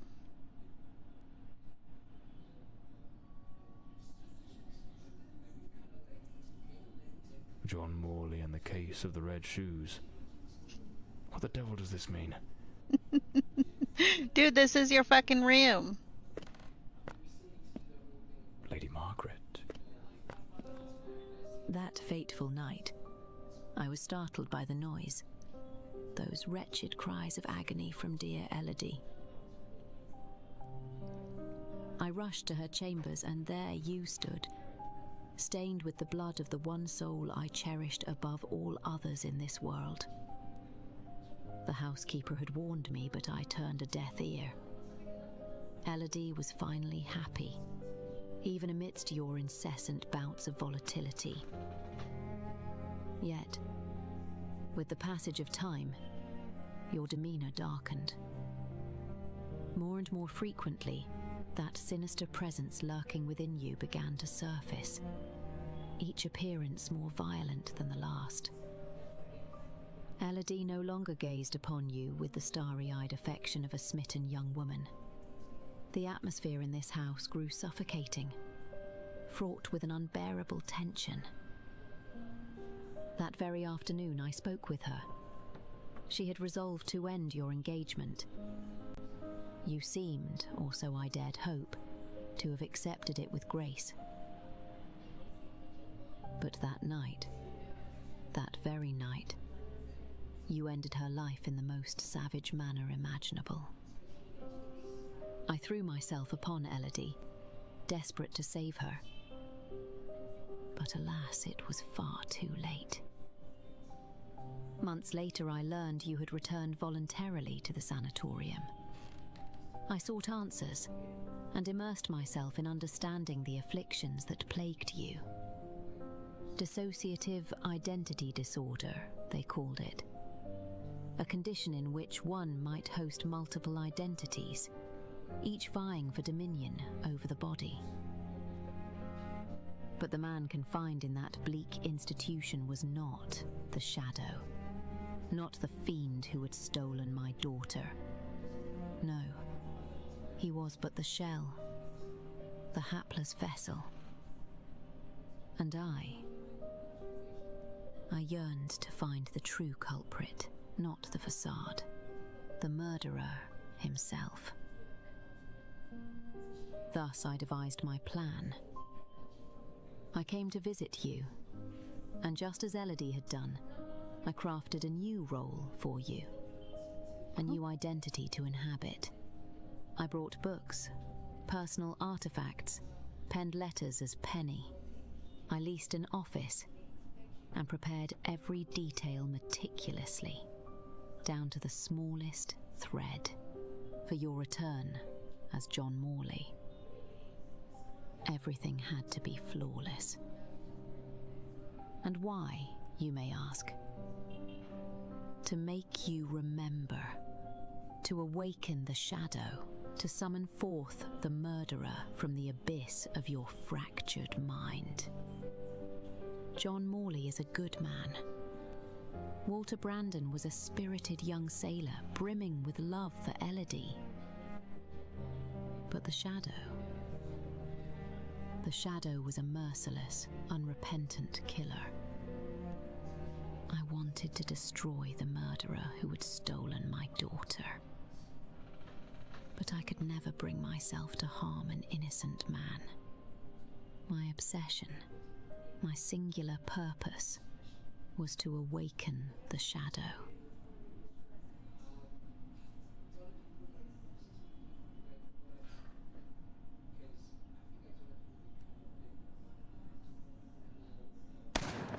Oh.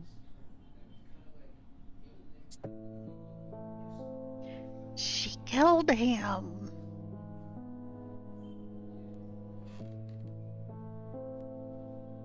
Was anyone surprised that John Morley was Walter, the Shadow?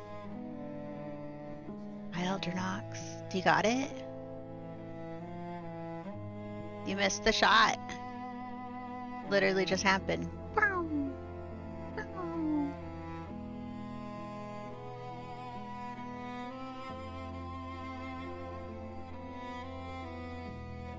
Well, while that plays, look at this. Look what I got. I spent like $5 for this. It's like a little, kind of a thicker, but join the team. We build shit. Now hiring buff dudes and tough guys. Work includes construction and occasional head busting, but we pay pretty well. Majima construction crew. Hell yeah. Little billboard. I need to, like, put this somewhere. I kind of love it.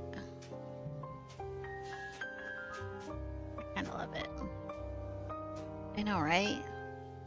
Really good $5. It's a good spend. Join the team.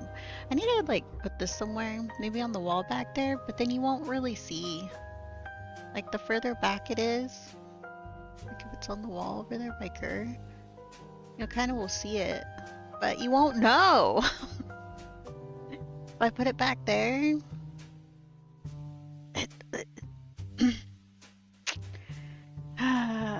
I just need to, like, maybe hang it.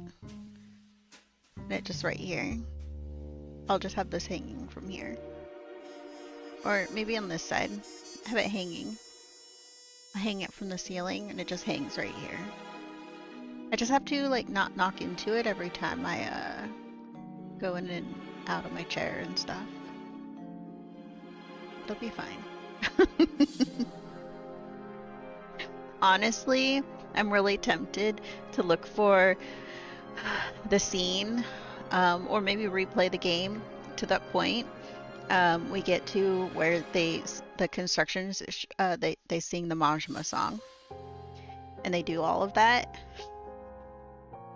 and then have that, and then have like a redeem or some kind of like thing, like a command, and we can enjoy the Majima construction crew song whenever we want. I also want to get the scene when Majima goes into the fighting ring and the fire's all coming up and shit. That scene was fire. We need to see that scene more often. We need to get back to the Yakuza games, but we're still working through Persona 3 right now. We did just finish John Morley, so we get to add this game to our finished list. Where's that put us on our list of finished games?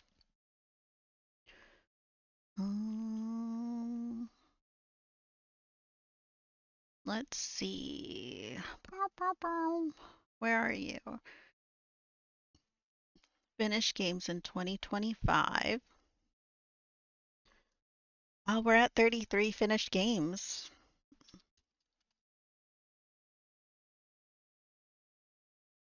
Okay, well,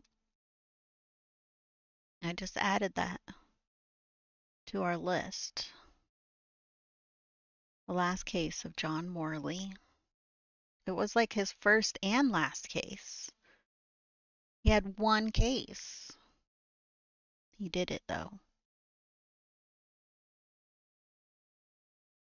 Bum, bum, bum.